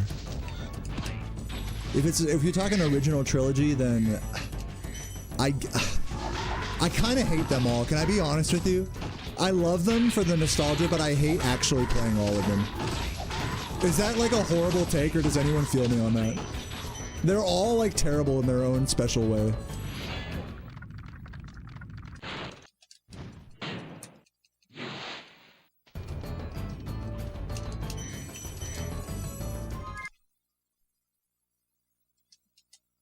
That's okay, Bog. Thank you, Sylvie.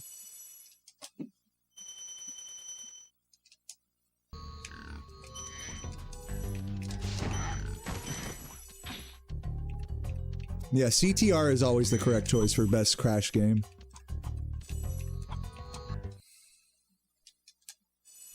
What's up, Doshi? How you doing?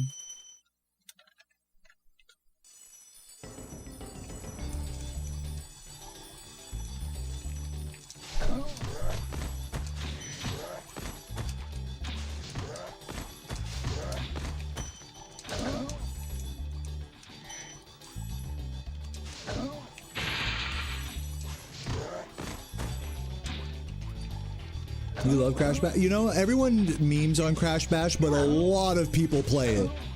Kind of funny how that is, right? Like, everyone's, oh, this game sucks. Oh, I would never play this game. And then all it takes is one fucking sub goal, you know, for a PlayStation streamer. And there you go, 23-hour Crash Bash stream. Here we go. It's like It's like we want to act like we don't like that game when we really do. Isn't that funny? Like, we can't just be honest with ourselves. Yeah, it's bad in the same way cigarettes are bad.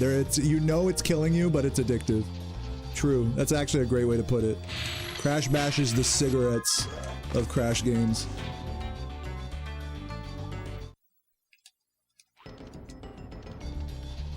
Everyone loves to talk shit about them, but everyone loves to fucking consume them, you know? Make that make sense.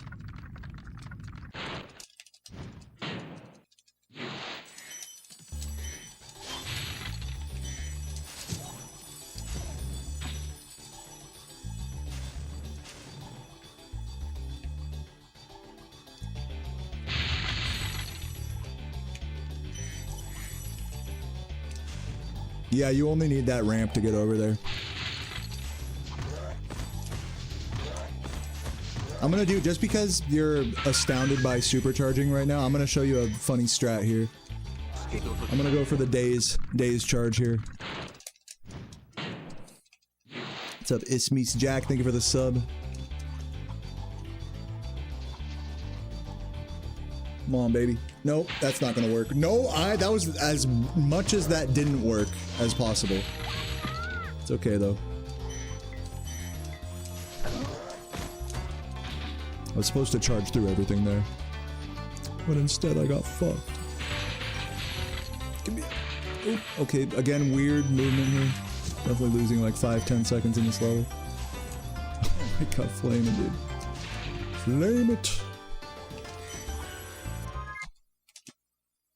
Plus 23 on the 120-44 splits. We can 120 this, but we need a good Dreamweavers.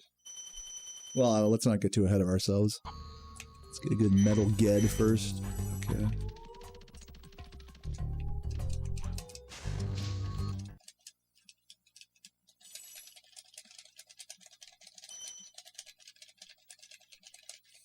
Insomniac and Naughty Dog were under the same publisher.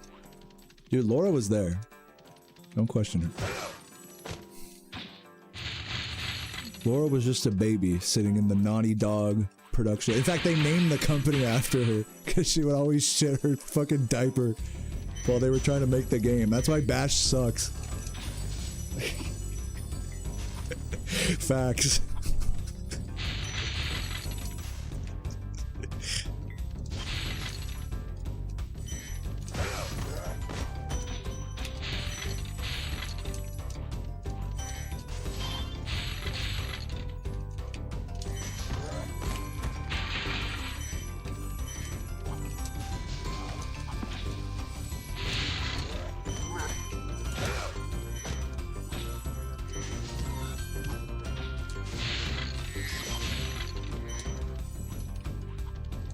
Dude, yeah, I've never heard a better comparison.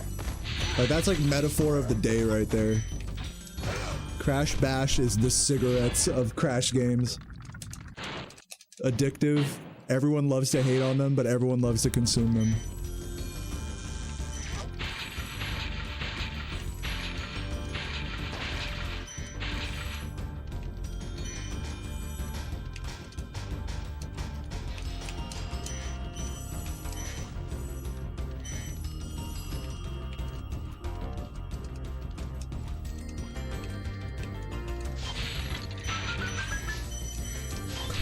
Wins.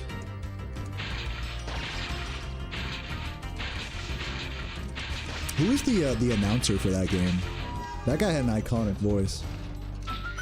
Is that guy still alive?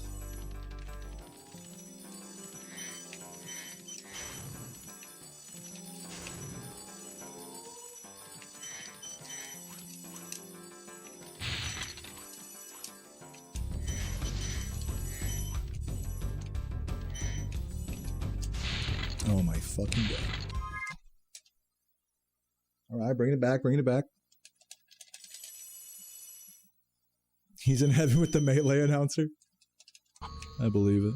Dude, the Halo announcer guy, did he die? I know he was, like, he had a fucking cameo and shit, like, he'd pop up from time to time on the internet, the fucking Slayer guy. Double kill. Is he still alive? He's alive? Hell yeah.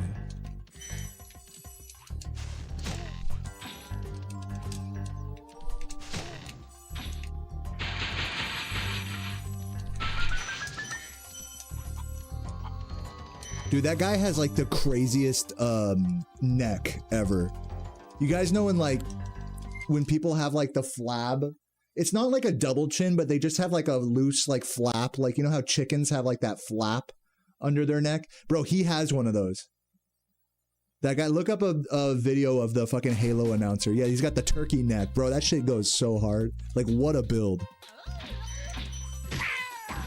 That's where he gets the fucking iconic voice from, that fucking turkey neck.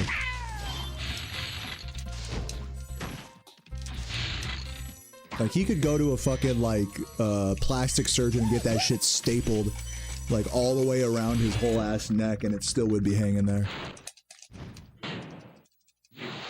Yeah, waddle. He's got a waddle. Which is dope. I'm not even shitting on it. I just think it's a funny look. I love it. I love people who have like naturally unique features like that.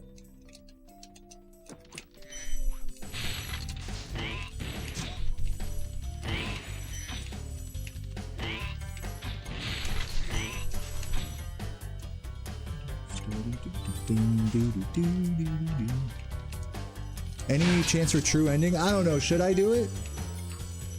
Nah. I'm kind of feeling, I'm sticking 120 mode today. I'm not feeling true ending-y. I'm staying in the 120 zone. I'm staying in my lane today. I gotta be feeling a little spicy to go for true ending, because I have to like be thinking about, okay, skip this dragon, skip that dragon. And I just don't have the brain power to overcome that muscle memory right now. And I'm already a little late as well. I would have had to make that call in like Beastmakers to get the most out of it. So no true ending on this one.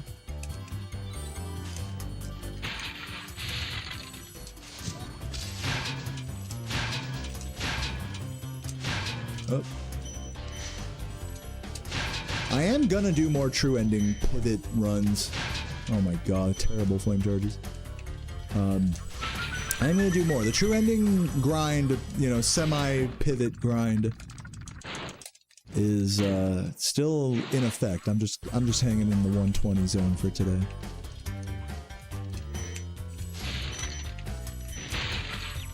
Yeah, I did submit my true ending run to the leaderboard. People are saying it's not up there yet. I think it just didn't get verified yet. Because, like, no one cares about that category, so the verifiers have just not gotten around to it. I did submit it, though. And it's unusual for me, because, like, anytime I get a PB, it's like... I get like a top runner privilege, instant verification status. Usually one of the verifiers will have been watching my stream or something.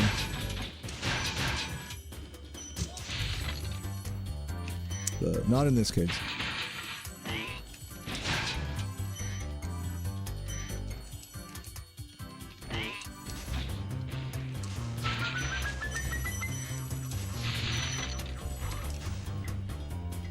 Did I play Crash when I was a kid? Yeah. One of my first video game experiences was playing Crash 2 and then walking straight into an enemy and then crying and turning off the game. Oh my god, damn.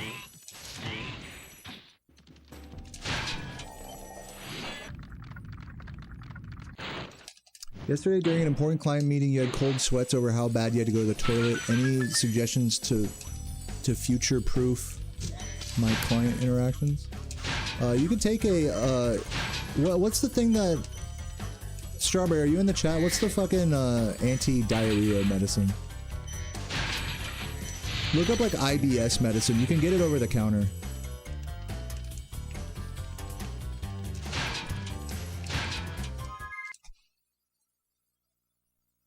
No, not Pepto-Bismol. It's,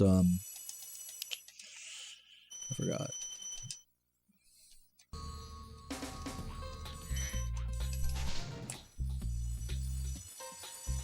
Omeprazole, maybe.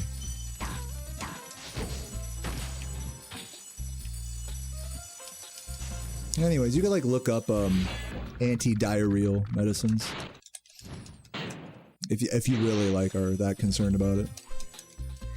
I would say just work. You know me, if you want to take a more holistic approach, you know, maybe work on the diet and exercise thing.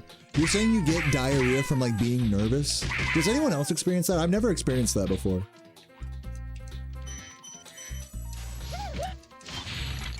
But it wouldn't surprise me if it's like a thing. Imodium, yeah, that was the thing I was thinking of, Imodium.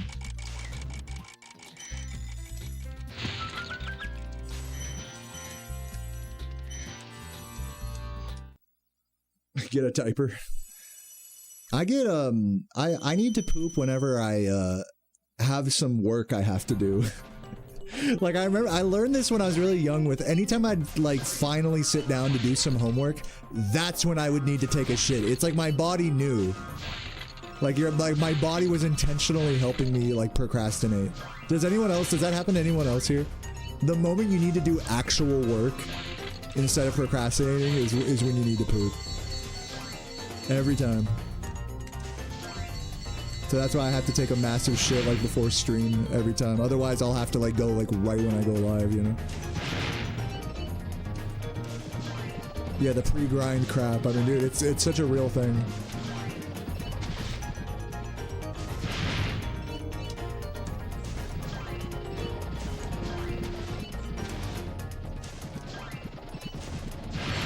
Oh man, this is bad.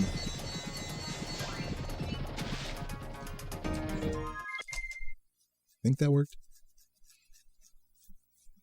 No, that failed, bro. Fuck. How did that not work? I was like right up on his dick, man. Come on. That was some trash. Well, there goes my entire run.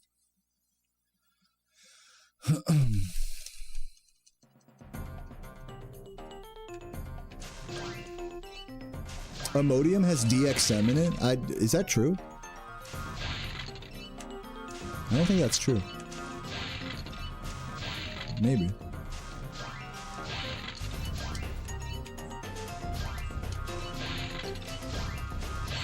You gotta be careful with DX. I watch Goblin a lot, and he took a lot of DXM as a youngin. He says you gotta be careful with if you're gonna try to trip balls with cough syrup, because the DXM, whatever the full name of that is, dextrohydropenis, whatever, that has to be like the only like active ingredient. If there's like other active ingredients on there, you have to be careful because you could really fuck yourself up otherwise. Like destroy your liver or like whatever.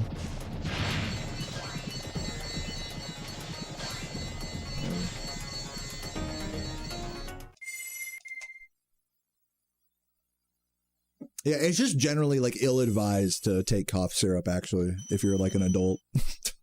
Just go like smoke weed or something. Now, like cough syrup, again, this is like what Goblin says. Is like cough syrup is truly a young person's drug when you don't have access to anything else.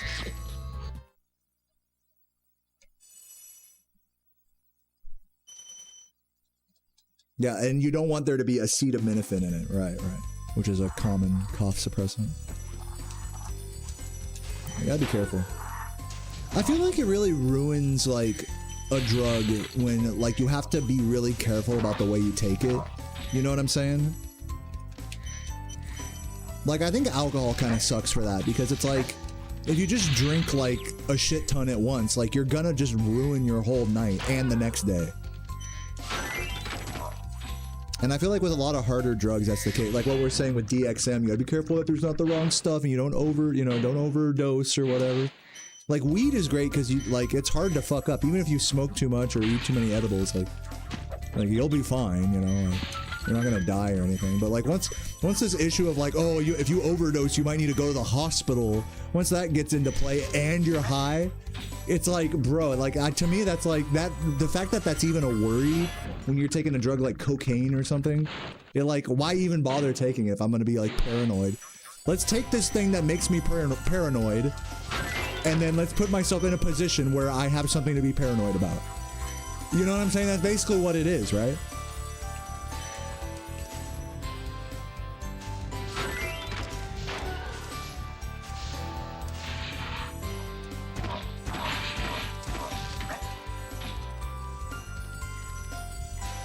You were hospitalized after too much weed? Are you serious? No, for real? I'm sure there was a lot of people that checked into the hospital on 420, having taken too many edibles or something. Of course, I'm sure they just get put in like a fucking bed And just, you know, sleep it off. Or whatever. That's pretty much all you can do with a lot of drug overdoses. Yeah, they'll give you like certain fucking things in the IV or whatever to help quell it or whatever, for whatever drug it may be, but for most drug overdoses, you kind of just gotta let them pass.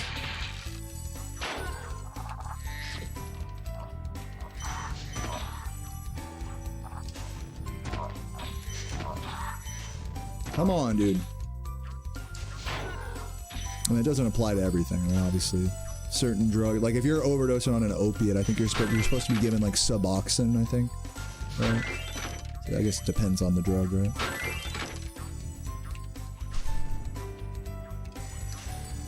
Oh, Narcan, that's what it is. Narcan. Is there something they can give you if you are experiencing alcohol poisoning? Like, would they give you like a special like fluid in your IV to help combat like liver failure or whatever?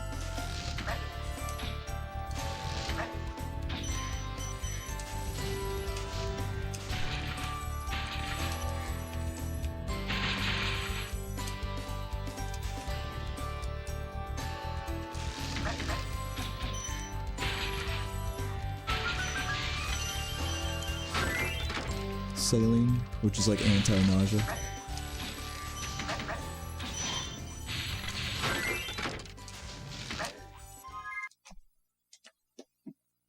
Stomach pump. Damn, they really do that? Wow. Alcohol sucks. Anyways, I'm gonna probably smoke a beer after this run.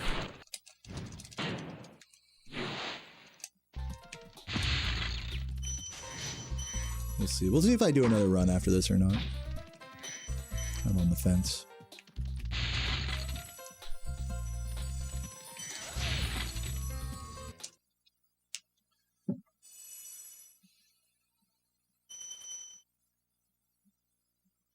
Oh, by the way, Ismis Jack, thank you for the sub earlier. I totally missed that. Legend, as well as Changes Customs with the $20. The True Ending record was sick. Thank you, man. Love you guys. Can you consume another 5 years of subbing? I would be honored by that, Ismis Jack. I would be honored.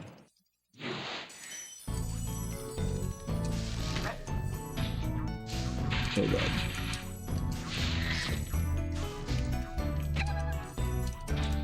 Where am I going?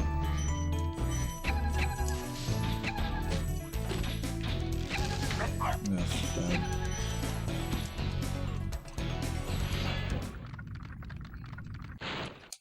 Got a pet turtle, but he's not confident with the ladies. Any pep talk you can give him? Just be really nice to him. Be really encouraging, but don't be too aggressive with him. Turtles are very sensitive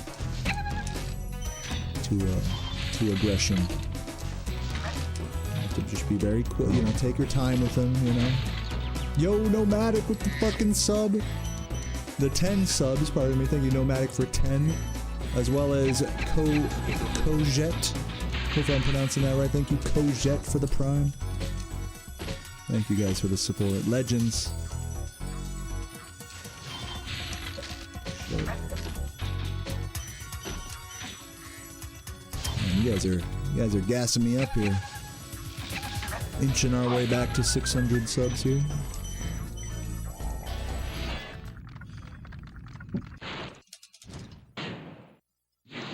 Extra suck for the chat. Shout out anyone who caught. Oh my god, caught a sub during that little carpet bomb. Enjoy the emotes. Oh god. Man, I am playing pretty subpar right now, I ain't gonna lie to you.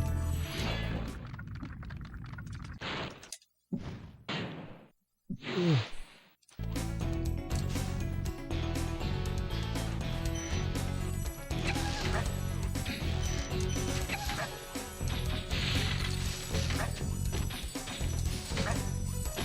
Ooh. Almost. Still decent though.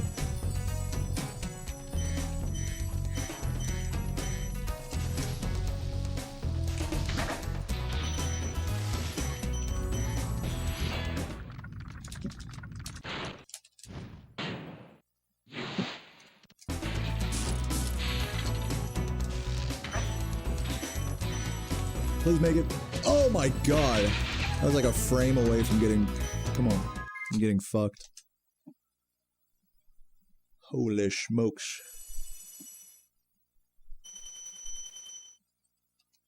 Okay, go this way. Actually remembering to go the correct way this time. Fun fact, on my true ending record, I forgot to, like, collect all those gems just now. Probably cost me, like, 30 seconds.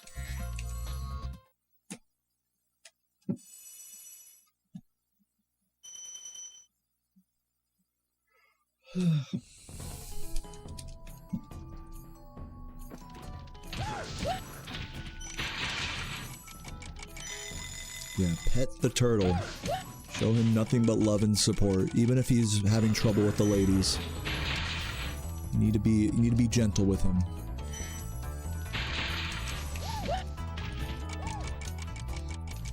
You know, I'm a lot like a turtle in that way. Charge glided too fast, too hasty. Was on me. Game over? No, not yet.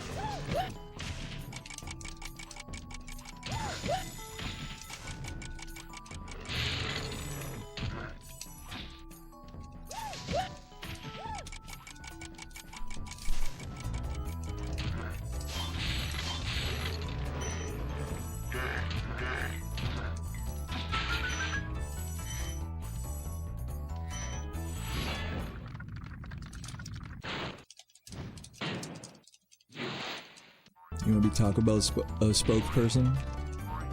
What would you say? If Taco Bell was like, alright, I need you to write a commercial for us right now, what would you say, Michael? What would be like your go-to one-liner? Like, you know how the Taco Bell chihuahua is like, yo quiero Taco Bell, what would yours be?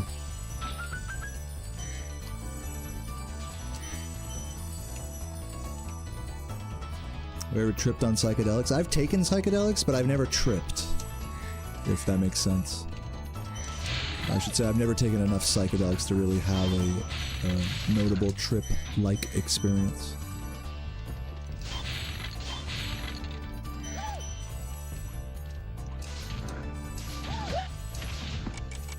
I'm tripping.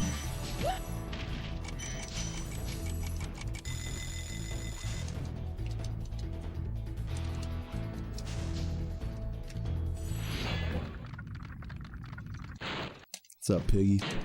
Taco Bell's so good it'll make your mama slap. Mom goes to the table and wolfs down Taco Bell. Dude, hell yeah. It'll make your mama slap your dick off.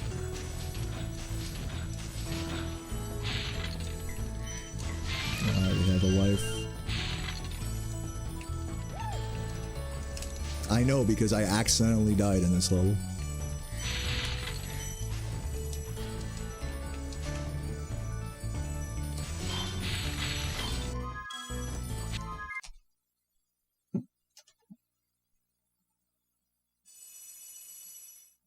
Man, you guys are making me want Taco Bell right now, man. I was trying to get some cheesy bean and rice burritos with me.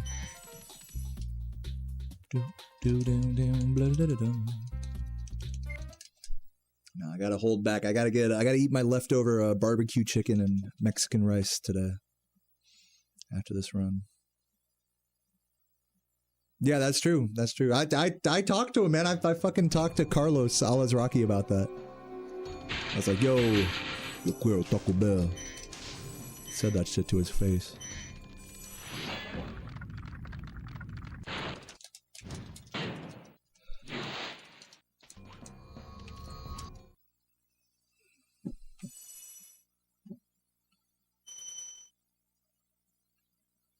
Oh my god, alright.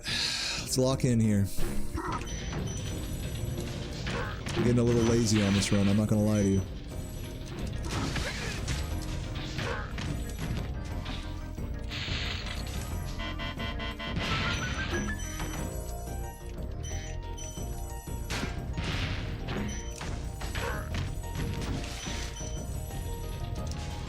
Really?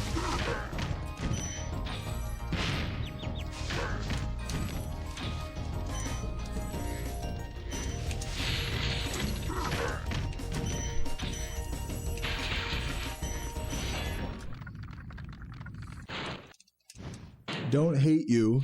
I hate you. No, I'm just kidding. Is anyone excited for the World Cup? Like soccer? Football? Football?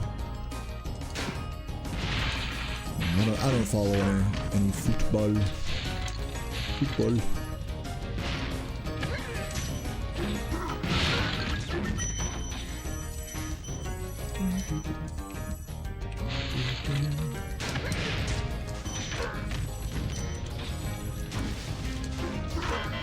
Oh god, live.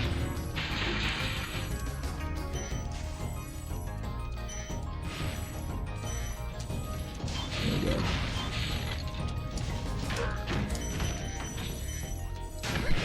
Slow.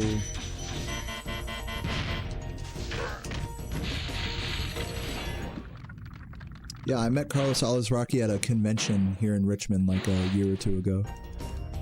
At GalaxyCon. It was cool.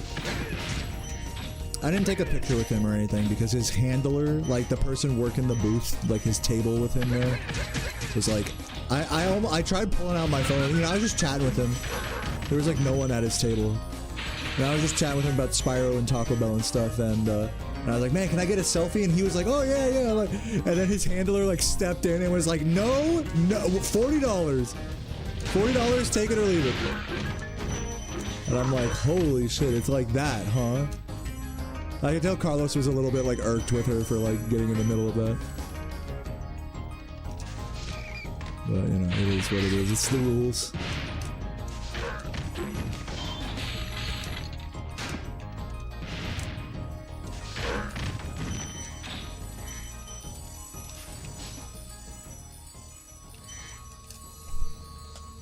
What's up, random stuff? I'm glad you like it. Most people don't even notice that it's there, and they'll be like, do you use analog or D-pad? And like my analog stick is like flying around of it. Like, well, if you'll direct your eyes above my beautiful bald head, you will see. You never had Taco Bell? Can I describe the experience using caveman language? Ah! Hope that helps.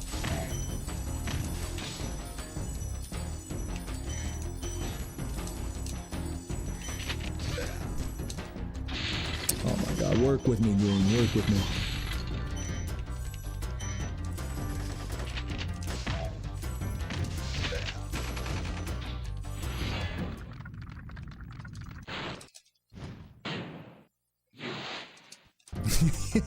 Yeah, Carlos should have gotten my fucking autograph.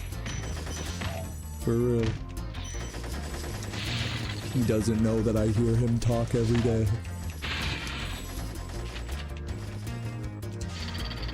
No, I tried explaining it to him. I was like, dude, like, I play Spyro every day. Yeah, you remember voicing Spyro? He's like, yeah. I'm like, I play that every day for my job. He's like, that's fucking cool. And that was pretty much the whole combo.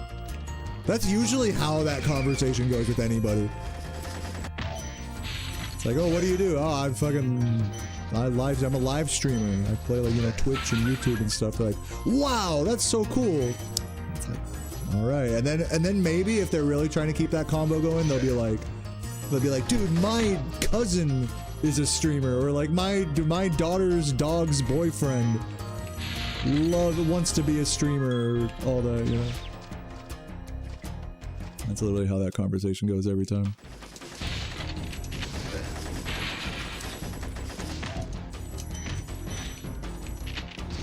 And then if they really give a shit about me, they'll be like, dude, what's your channel? Let me look it up. That happened to me at the bar yesterday.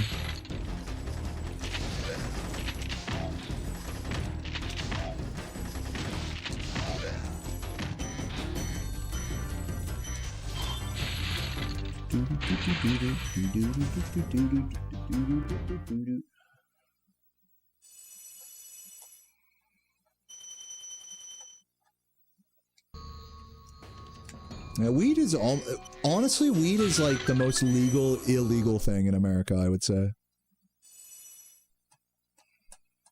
It's about as illegal as jaywalking in today's day and age. I mean, yeah, you can't drive a car and be under the influence of it, but anything short of that, a cop is not gonna fuck with you too bad about it. And I would know, I jaywalk literally every day. I literally, to exit my apartment, I have to jaywalk. And I've literally done it in front of cops. It's definitely the same kind of thing where it's like, does this cop care that I do this? It's like the same thing about like smoking weed in public. And like 99% of the time the answer is no, they don't care. It's not worth their trouble.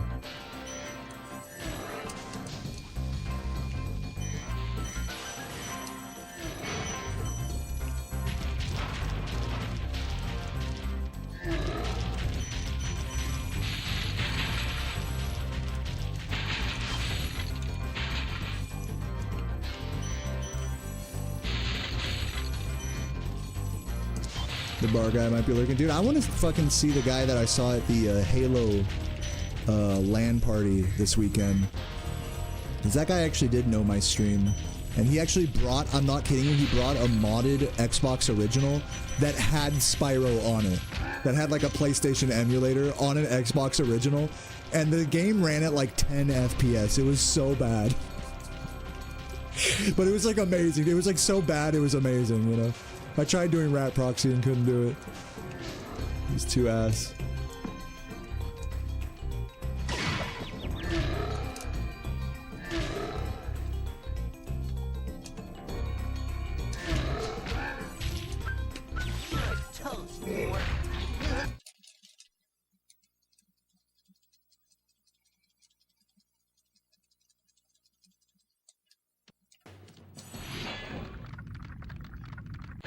Yeah, school. Did I hear what you're saying, Nacho? Like school security guards slash police officers, and believe me, there's a big cross. So you might think like, oh, security guard, not the same thing as police officer, bro. At the school that I went to in high school, I went to high school in like you could call like the ghetto, you know, in Long Beach, and yeah, the cops, they're real cops, like the guards there. They got the full, like, the gun on their thing, you know, full uniform and taser and the whole man. And fuck, you gotta walk through, like, a metal detector when you're going into school, man. They don't take this school shooting stuff lightly, you know? They're like, you have drugs or anything at school, like, you are legit catching a charge. This isn't like, you know, fucking mall cop, you know, Paul Blart status anymore, you know? So, yeah, school security, back when I was in high school was pretty anal as well. Anytime I ever ditched class, I'd be so scared that like a school security car would like drive by and just arrest me.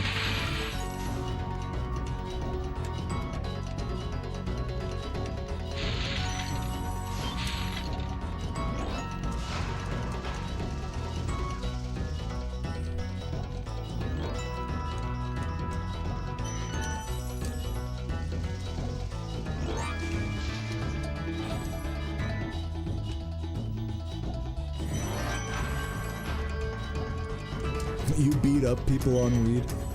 Pretty epic. Come on, baby, give me this. Oof.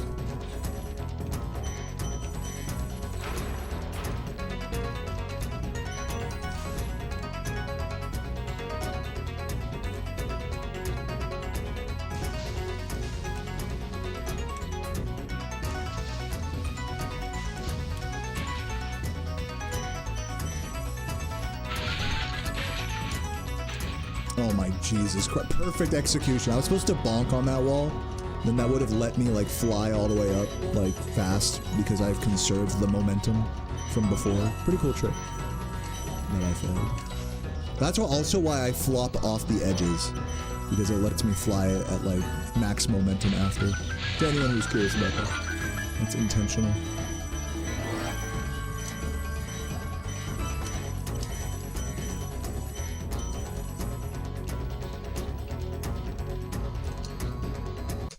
GG. 123. 123 with a failed pause exit on Icy Flight. So really this would have been like a 122-ish. High 121, low 122 maybe. So GG's. I mean, whatever. Just like yesterday, you know, my fucking... my runs aren't anything to write home about, but I feel like the vibes are pretty good. Pretty S-tier vibes, you know, very relaxed. I don't feel like burnt out by this game, but at the same time I don't feel like inspired, like, okay, let's go for another one, let's keep grinding, you know, like, I'm just very much just enjoying myself and chatting, talking shit with all you guys, so I like it, man. I hope you guys are enjoying the vibes too. We got 200 people here on Twitch and 1 billion people on YouTube. Another 300 people on YouTube. So thanks everyone for tuning in to today's Spyro grind. I've gone for about 3.5 hours just beyond that right now. So I think I might call it on the Spyro for right now. What I'll go ahead and do is take a break and eat some food and then switch over to Sonic Adventure 2. Do some more grinding in that, maybe for another hour or so, and then I think we'll call it a day after that. What do you guys think about that game plan? We'll be back to the Spyro tomorrow. Yeah, Ocarina of Time? No.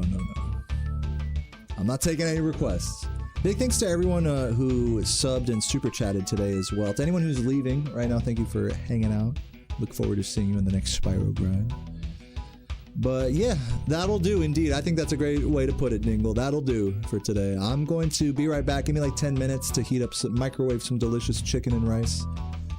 And grab a beer, and I'll be right back for some more casual Sonic Chow Adventure A rank grinding. I'm telling you guys, if you guys have never seen me grind for an A rank in one of these emblems on Sonic Adventure 2, it is cathartic. I'll fucking do like a level like 20 times in a row and then finally get the A rank and just lose my mind. So if that sounds like fun, please stick around. I'll be right back.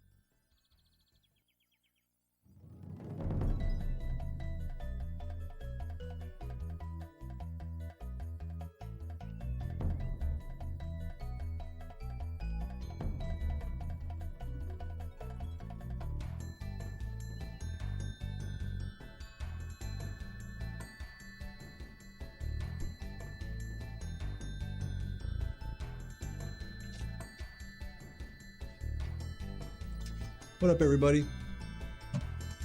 Did he do it? Is he doing another run?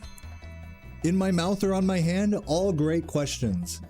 No, I did not do it. In fact, I'm actually quitting. I know I just told you guys I'd play some Sonic, but it's pretty stuffy in here, and I'm working on making guac for Sarah and I, and food and stuff. So I'm gonna just focus on that and just chill for tonight. So yeah, guys, I'm quitting. Pog. Let's rate Jordy. Jordy's doing some runs right now. I'll be back at it with more grinding tomorrow. I went for about 3.5 hours today, so I'm pretty happy with that. We'll see if we get more, if we have more in our tank tomorrow. I definitely look, hey, full disclosure, I could like eat and then come back and then do more. And let's hype up Jordy for his runs. And yeah, we'll be back at it tomorrow, I think is the play. I'm just not feeling like, you know, forcing it. I never force it. You guys know me. Let's raid that bitch. /raid Jordy. Boom. Everyone get in this raid. Let's hype up the homie. Yep, I'll catch you guys tomorrow. I'll be back at it. I'm definitely back in the swing of the grind now, which feels good. It didn't feel like, yesterday it felt like, man, I had to really force myself to stream after the break. Today it's like, oh, I'm right back in the fucking zone with it. So, yeah, I enjoyed talking with you too, Tulu, and everyone else hanging out here. Thank you, everyone, for chilling and vibing. And a lot of people have been chilling for these, even though these runs have been kind of subpar, like, you know, a lot of people kind of hanging for the no reset. So thanks, everyone, for enjoying the chill talks and the comfy vibes. And yeah, I'll be back tomorrow. See you guys then, and hype up the homie Jordy for some actual world record paces. You know what I'm saying? Love you guys. Peace. Mwah.